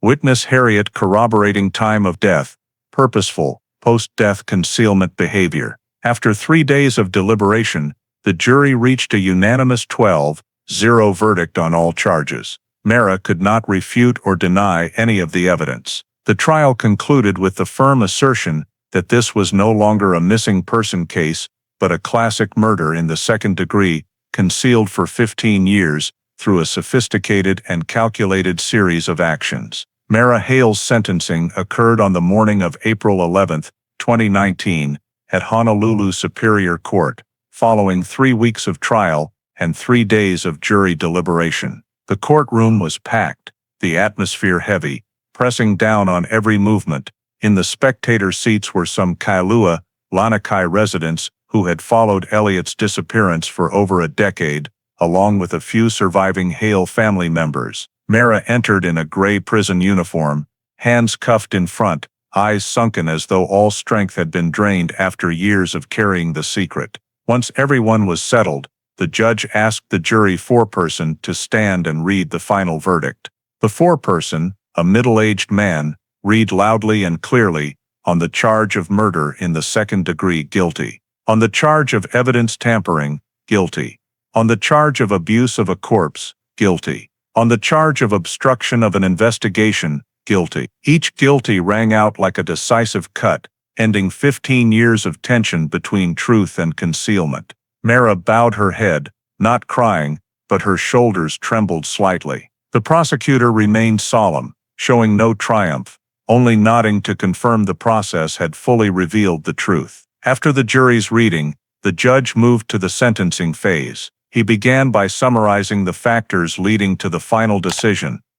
The jury has evaluated based on physical evidence, forensics, telecommunications data, voluntary confession, and post-death conduct. The defendant not only caused her husband's death through dangerous and uncontrolled actions, but also carried out a deliberate series of actions to conceal the truth, seriously obstructing authorities, causing the victim's family 15 years of suffering, and consuming significant community resources. Hale poned. He paused, looked directly at Mara, then continued, "The law cannot show leniency toward actions that cause death and then deliberately conceal it through scene manipulation, body disposal, and completely misdirecting the investigation." After the remarks, the judge pronounced the official sentence.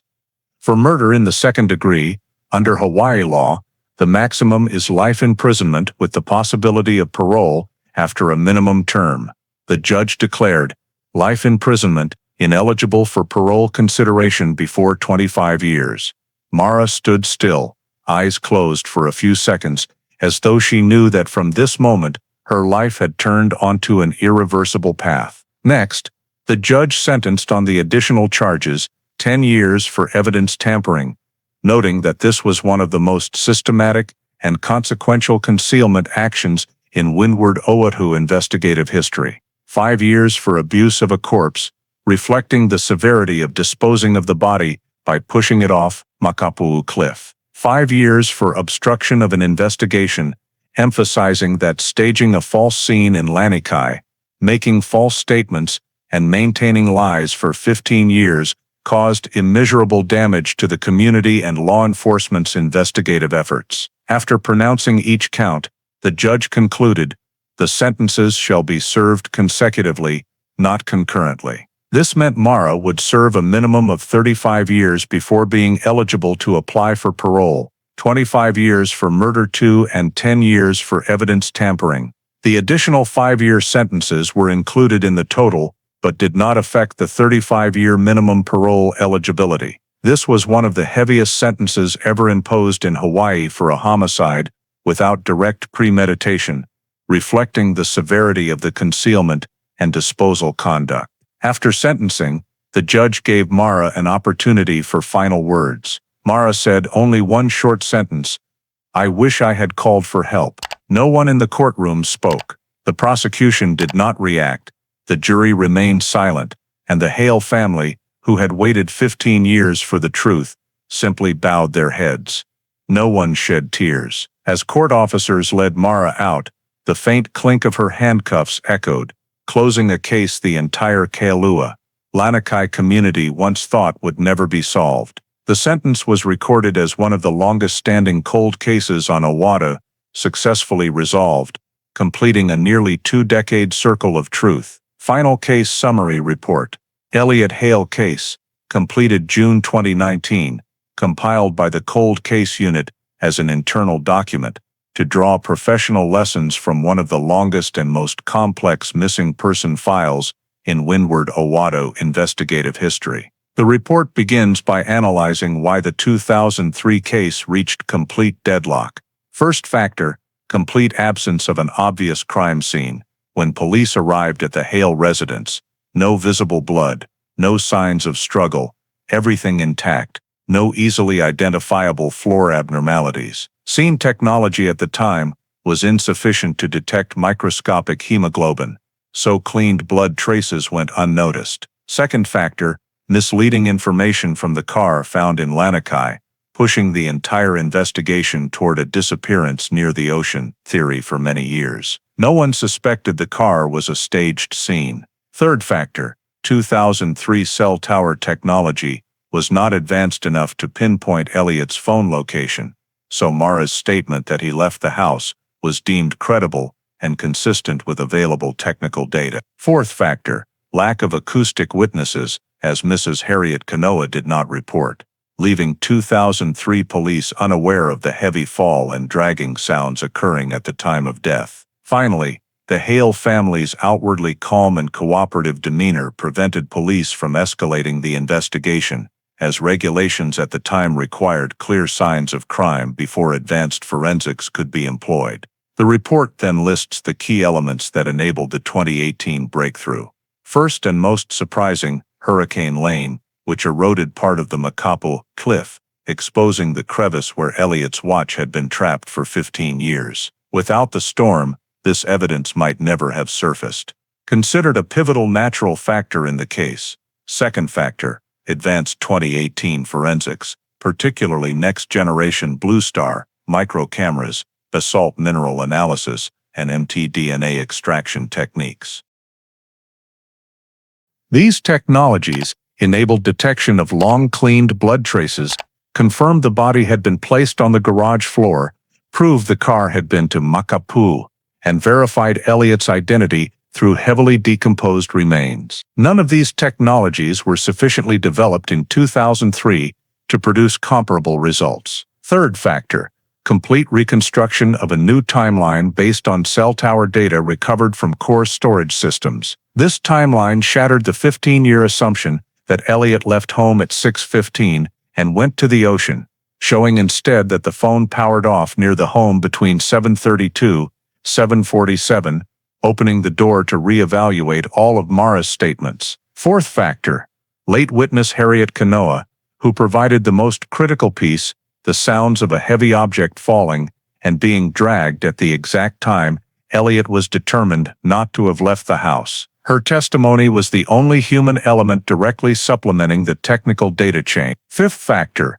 forensic linguistics analysis of Mara's journals, clarifying the context of marital conflict, controlling language patterns, and emotionally volatile state in the weeks before Elliot's death. The report concludes with professional lessons for the cold case unit and investigative units statewide. First, it stresses the importance of not building investigative hypotheses based on staged scenes, especially in residential disappearances. Lesson: if a vehicle is found far from home, do not assume the victim drove it there.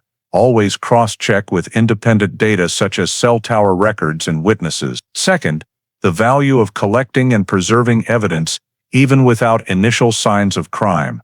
The car, map, notes, and old photos from 2003 became crucial evidence once forensic technology advanced. Third, the importance of maintaining regular periodic reviews of missing persons files, as a single new piece of evidence can completely reverse the direction of an investigation. Fourth, recommendation to enhance investigator training in forensic linguistics to identify signs of internal family tension, a factor frequently present before homicides occurring in private spaces. Finally, the cold case unit concludes that the Elliot Hale case is clear proof of the effectiveness of combining random factors, modern forensic technology, technical data analysis, and late witnesses. The report states explicitly, if even one of the four elements, storm, forensics, timeline, witness, had been missing, the case might have remained forever in Cabinet 27B. This is considered the most important professional lesson the cold case unit has drawn in the past 2 decades. Looking back at the entire 15-year journey of the Elliot Hale case, the story is not merely an investigative legal record, but a profound reflection of very real issues in contemporary American family and community life. Elliot did not die from organized crime, nor did he vanish due to a natural disaster. He died from a sudden moment of conflict in his own home, between two people who once loved each other. The microscopic blood traces that were cleaned, the hastily replaced rug, the gloves containing Makapu'u soil hidden behind garden supplies, all are not just evidence of a crime, but signs of silence, concealment, and fear of facing the truth. In the United States, where families often face financial pressure, mental stress, and unspoken conflicts, this story reminds us that a single moment of loss of control can destroy an entire life. Mara was not a person with a prior record or inherently violent nature.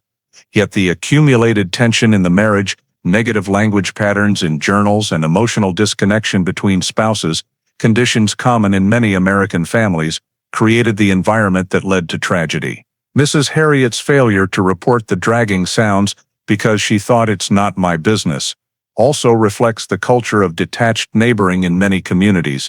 Sometimes that silence allows a case to drag on for decades. On a broader level, the story reminds us of the importance of technology and transparency. Cell tower data, modern forensics, and careful record preservation gave Elliot the truth he could not speak himself. The lesson: pay attention to abnormal signals in relationships, controlling language, jealousy, prolonged silence. Seek psychological or legal support before conflicts escalate. And for the community, do not dismiss the strange things you hear.